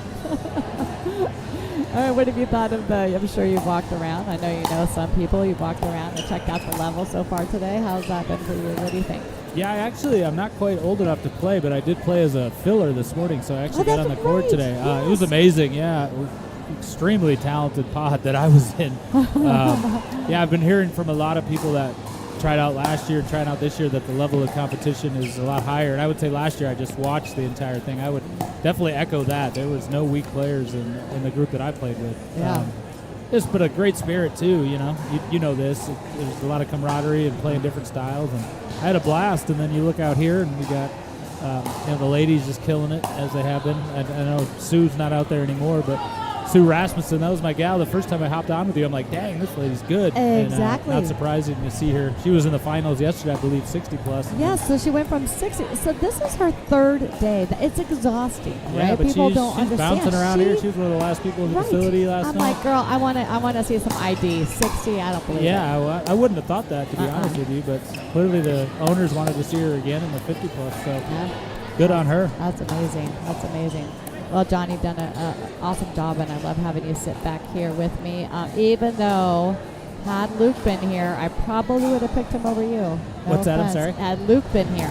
Oh, I know it. I Wednesday through probably Friday. would've It's a very had- strict schedule Luke works. but, Yes, he told me he has But weekends off.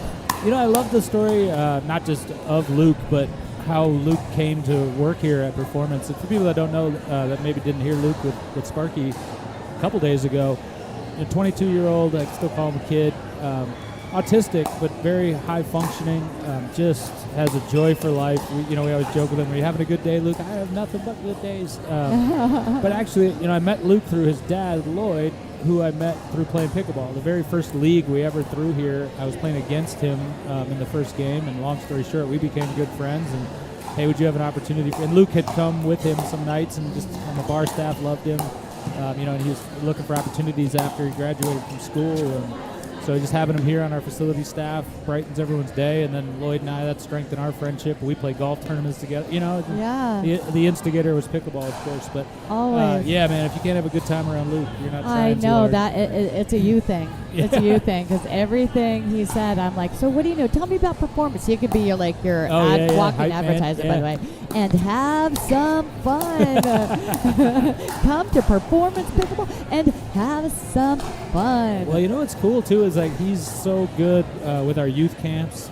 He really he helps out instructing those, and the members have taken him in. He's three type player, so he'll mix in and fill out sessions in the morning, and then one of our members actually asked him to play in a tournament with him, and he did, and they won a couple games, and that brightened. He also played in the Special Olympics pickleball, which we run that program out of here. I don't run it, but we give them the courts, and they run it out of here, and they go compete in Virginia Beach, and it's just it's all cyclical. Yeah. And Someone came up to me, one of your members, and said, "Hey, I just wanted to come up and say thank you for being so kind to Luke," because she saw that he was that he was on the podcast or came on on air with me, and I said, "Who are you to Luke?" And she's like, "Oh no, I'm just a member here. We just all love him so much, and he's out there with the kids camp, and I don't know who's having more fun, Luke or the kids." Definitely Luke. Yeah. It was pretty special. So it just shows what you guys do here to make it such a special place for everyone. So well done. All right, let's take a look at what's happening here. Do you know any of these ladies? No, you know what? I knew all four in the last game, so it was a great time for me to hop on. I don't know. I'm not familiar with these four. Okay, all right. So we've got we have Cindy and Marcy coming over here after this switch changing events on 6, which I guess people watching, now that I'm looking at it, they don't know what side this is. So let's see here. Marvy is in the white shirt. Yeah, tell me, what is it? Bottom of their screen? Is that what we would white say? shirt, Okay. top of the screen. Okay, and, top of the as screen. you said, to this side. Yep, bottom and side. Nancy in the black with the green hat, and then over Bottom of your screen, we have Cindy in the blue and Marcy returning that ball.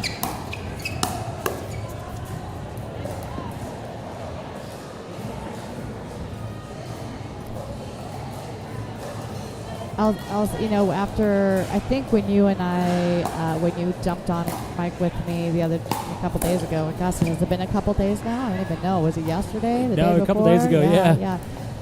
We were noticing that there was a lot of driving going on by a few of the players, which may have been working for a lot of them, so they didn't need to change anything up. I'm seeing a lot of diversity in shots. Great pickleball IQ from the women that I've seen today. Oh. Yeah, I think you see the apology, but never apologized for a shot that great. Startled her, but was still in, and that change of pace. I was just about to say, just noticing what the owners were potentially looking for while I was playing. Not that they were looking at me because I was irrelevant, but watching the games, you could tell what was impressing them. To your point, Michele, was the adaptation to speeds. Can you play fast in a point, and then when it gets slowed down, play slow? Can you manipulate that pace and dictate? And like you said early this morning, a lot of driving, people working through those jitters by just hitting it as hard as they could, and that works. We all do that in tournaments. And then as the day went on, the points were getting longer and longer 100%. and longer and longer. And then it's the elephant in the room, right? Age is a factor, physical conditioning is a factor. And these competitions are going to be long days, so I'm imagining as the owners, I would be looking, how are people holding up? Yeah. And for the most part, at least in my pod, I wouldn't have said that anybody didn't. It wasn't noticeable drop off from the beginning to the end in terms of fatigue being a factor. So, again, I think the level of that has risen in the last year too. You said exactly what one of the owners said to me when we were having some lunch, and that is exactly what they said. It's interesting to see. This is after this morning's, which players, if any, started to struggle after they played 7 games, right? How did they play after playing 2 hours? They may have looked really strong. They looked great on that first hour and a half, but what did they look like that second hour? Because they're not getting the women right now. It's nonstop. Yeah. They're either on this court or they're on the other court, and they are constantly going. The men had a little bit of a break in between, but not much. So. Yeah, and I think along those same lines, this morning we had plenty of breaks because we were 8 on a single court. Right. So, for example, I played 1 and then sat for about 50 minutes because I had the double bye. There was kind of that stop and start, but that's how it's going to be when it's gender doubles and then it flips to the other gender. You got to be able to turn that motor on pretty quickly. Yeah. And there definitely are people that can do that. I'm not great at it, for one. It always takes me a few points to Can't be get good back at in the everything, flow. right? Yeah. But some guys, and gals can just crank that back up, so that's important too. Yeah. And you also mentioned, talked about what the owners were looking at when they were on your court, and similar to what you said, they said the same to me as well, which was they wanted to see what happens, what the players are doing in the transition zone. Are they able to? You can't always just bang it out of the transition, and and there's the game right there. So what are the players doing, and how are they adapting if they get stuck in that transition? How do they get out of it? Are they getting stuck there often, or what kind of shots are they trying to take advantage of or not? Yeah, I think it's very easy. We all get caught up in wins and losses when we're just playing in leagues or rec, even in tournaments. But what I felt like today, if I was an owner, what I would be looking at more is how do you play with the weaker partner, if there is one. Can you take over more of that court? Like I was playing with Tony Huang, I think is one of the better players here in the last game, and he took most of the court. And I just said, Tony, look, like you're one of the best players here. That's fine. Like I'm just going to stand over here until such time as like you lose a point. Why would I? And he can clearly rise to what he needs to do. And some players are a little more passive than that. But I felt like it was more impactful, the games you played with a weaker partner than the ones you played with a stronger partner. Certainly there's a benefit to being able to be that Robin to Batman, but it's very important to be able to be Batman too. Yes, that's a really good point. And it's also to see, okay, how do they treat that weaker partner? Right? Yeah, and the attitudes are all great, but to have that humility to say, like on the Yeah, guy's this side, is- everybody to the left, right? Not so much. It's not as prevailing as it once was, but you walk out there and, every guy here is good enough that probably at home they play majority left. Yes. Unless, the shorter player, whatever the case may be. And so to today to walk out and just be like, hey, like, we won a couple with you on the left, let's stack. And I think a lot of people have struggled to do that. Right. It's not some indicator of weakness. It's just this is working as a team. Right. And so. Right. Yeah, I love and having done this for years now, watching on the college level, you see that stubbornnness of youth a lot of times too, where it's just like you can kind of see that if you would unstack, it might Yeah, are solve you some seeing issues. that? And Yeah. definitely. I mean, Yeah. that's just competition, right? Right. So. Right. So that was all fun to kind of bundle together in a 3-hour package this morning to just witness that. And you could see some guys they were happy to be here, right? Like Yeah. my goal is to play senior pro and I want to see where I'm at. Some were just grinding, like I gotta make it. And it reminded me a lot of my competitive golf days where the goal would be to show up and care and be kind of in the middle where, it's not life and death and but at the same time it matters to you and that's why you work hard at it. So I think the men and women that will perform the best this weekend are the ones that kind of take that approach to it. Yeah, and if you look at the players that are here and the majority of players that are strong enough to be playing at this level, most of them have come from high level sports in the past, D1 sports, whether it be not necessarily all tennis and none of them pickleball because we're all too old for that, but they wanted to, they wanted competition. They wanted to keep going to something and find that. So the personalities that are out here are ones that they've got grit, and determination, and drive, and they want it. Well, I mean, take me for example. I was in sportscasting for 22 years, and as much as I enjoyed that, right? Like I love sports because I love playing sports initially, and there came a point where it had been almost a decade, and I was like, wow, I haven't thrown a ball in 10 years. And to be able to be a player, whether you're succeeding or not, but just to be in there, able to impact things yourself. In their it's arena. a lot of fun. It wakes things up in you that maybe had been sleeping for a long time. So I Yes. envy those that are coming out of tennis and right into this, or those college-age kids like I talk about that really haven't had that competitive gap. Because for some of us, it's been a couple decades. It takes a little while to Speak for wake them up a yourself. little bit. No, I meant me, not you. I'm teasing. Yeah, you're right out of college, like we That's said. right. That's right. It's but- good when they can't see me, right? Then they don't know the truth. But yeah, so it's so many dynamics to it, which are so fun. And then being able to go over to the bar and I told guys, I'm like, best news for you guys in the pod, like we get half price off drinks when we're done. Boom. Yeah. And they're still there. Yeah, so they like me a lot better after that. Yeah. That's good. Well, I think we have a break here for a bit. Yeah. That's good. So we'll peace out for a little bit, and we will be back. Thanks, John. You're welcome, Don't go sir. far.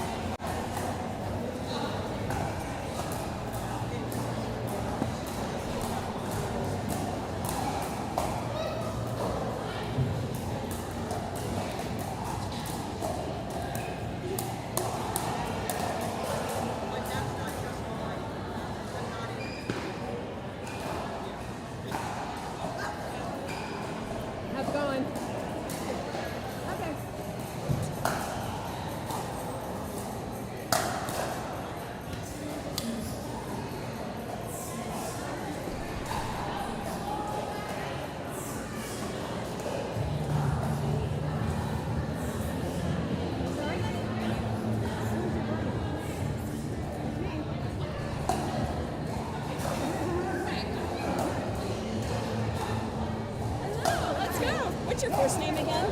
What's your first name again? Yeah, okay. Okay. Stacy. Yeah, we're here. Yeah. Oh, she went to fill up her water bottle. Okay. Nancy went to fill up her water bottle. Oh, okay. All right.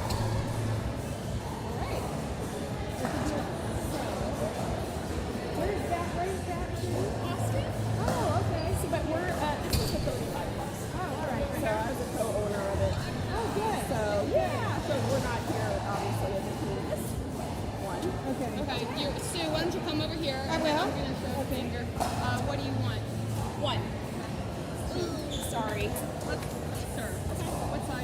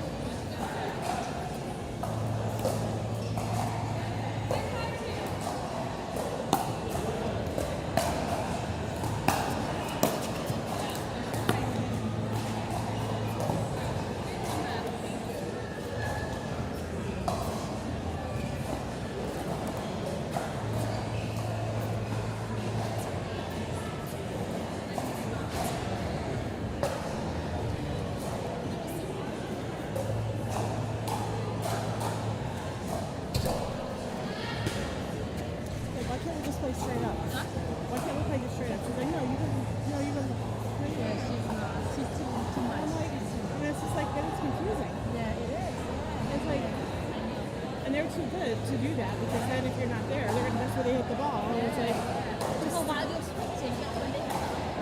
stay in the fucking kitchen. Stay in the kitchen and then just take your chance. But she's like, no, you were here. No, you were here. And I'm like, I want to say no. Sometimes when you cry too much, Yeah. 'Cause at one point we were only down a couple. And she's like, well, I'm going to stay out here. And then again, I'm like, okay. And it didn't work.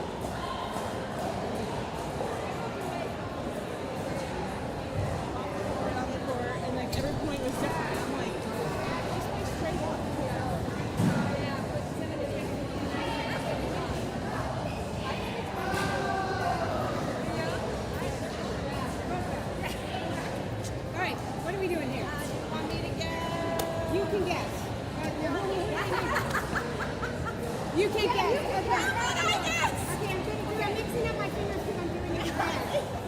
You have to watch. You have to watch. Well, I'm gonna watch them. Yeah, you have to watch. I'll guess. You guess. I'll say a 1 or a 2. I'll say a 1. You got it.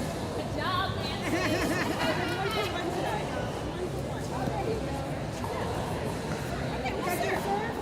Okay, what side do you want?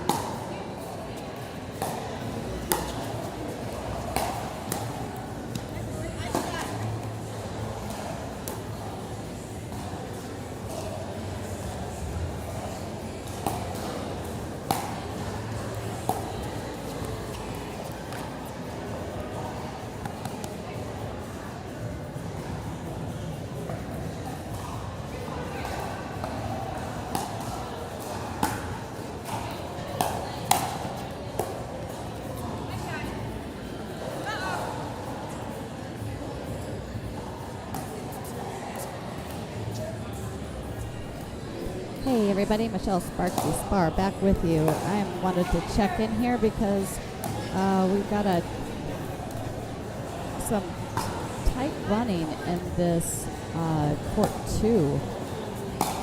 Lots of, I'm sorry, pod 1, court 2. We've got a lot of tight wins loss records, and that will determine who's going to be going into the morning versus the afternoon pods. And you know, the winners get an opportunity to tomorrow to become the overall women's winner and would get automatically drafted to a USLPL team. So right now,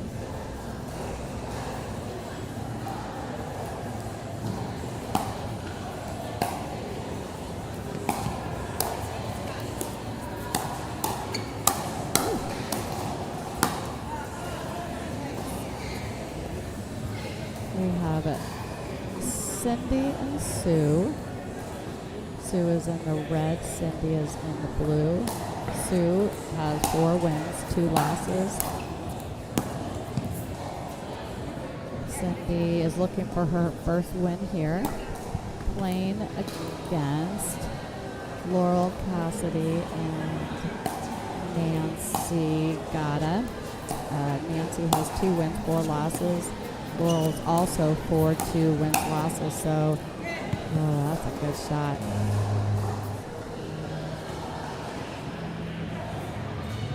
So if Sue wins, she will have 5 wins, 2 losses, and will be in first. And if Laurel wins, she will be first. So this is a very important team. Ooh. We've had great matches all day long today.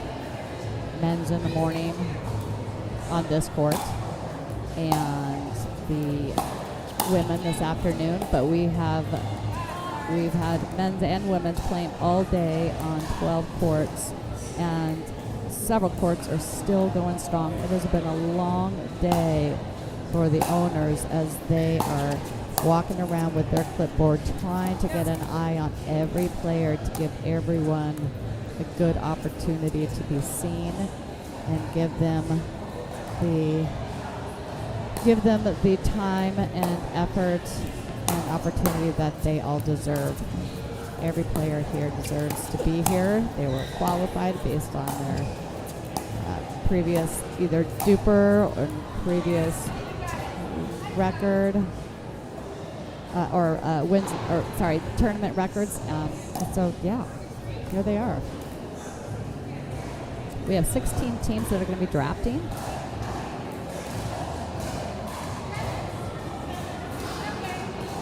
And they're going to have some tough decisions.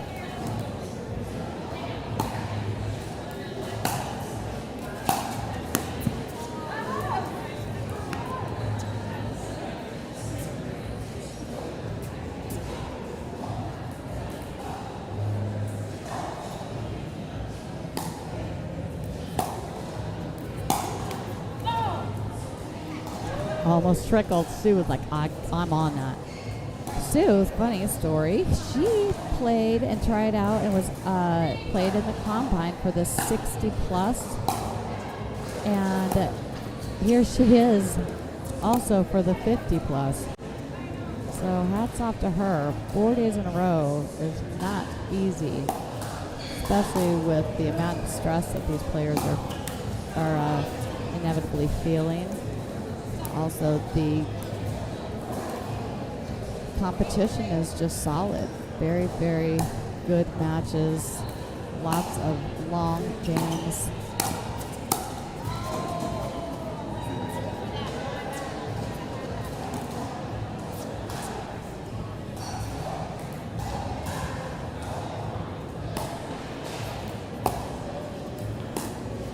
So Sue coming, like I said, she was in the combine for the 60 plus. This is her third day, and she in the 50 plus division is at the top of the leaderboard right now with 4 wins, 2 losses, alongside Marcy, Laurel, and Mari.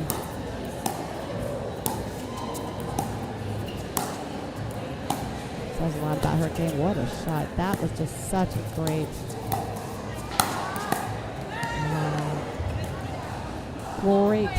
great resets there. Great drops.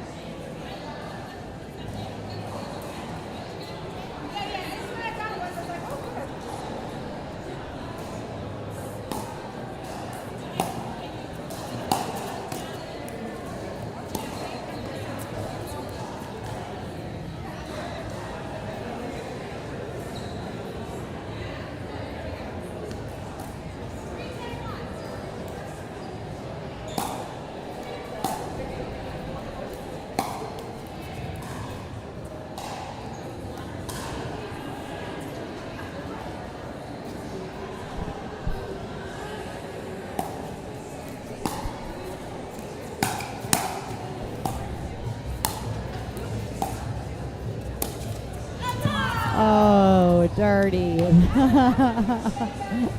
That's just rude. So rude, Nancy. Come on.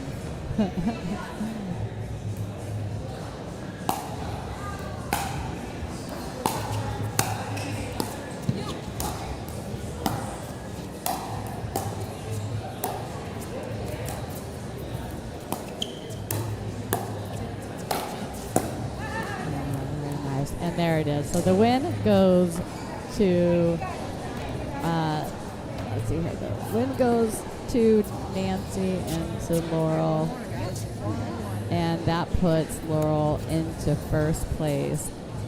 So she will definitely be playing in the morning division tomorrow with 5 wins, 2 losses. Great job to her. I think that concludes the matches on our, let's see here. Oh, we might have one more round here. Okay, maybe I spoke too soon. There still may be a chance for Sue to get back in this. If Sue wins the next one and Laurel wins or loses the next one, too early to tell. Like I said, we still have Marcy with 4 wins and 3 losses. So Marcy and Sue, 4 wins, 3 losses. Laurel with 5 wins, 2 losses. And Mari, I don't have her results yet. We'll find that out shortly, but she's currently with 4 wins, and Shantae with 4 wins. Oh my gosh, so it's still wide open. How about this? I'm going to take a quick break. I'm going to get my stats in order here. Figure this all out once all the results have been entered into the spreadsheet. Then I will be back with you and let you know where we stand. Thanks for tuning in, everybody. We'll be right back with you. Don't go far.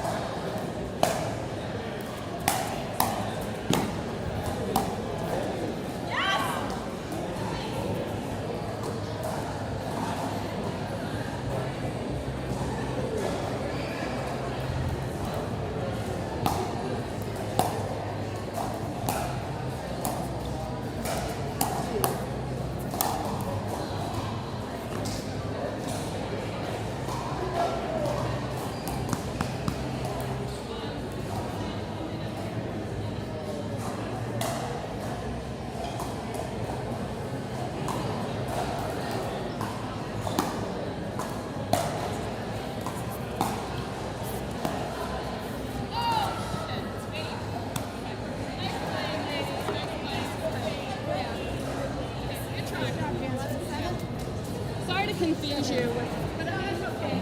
Yeah, I just I know what I always go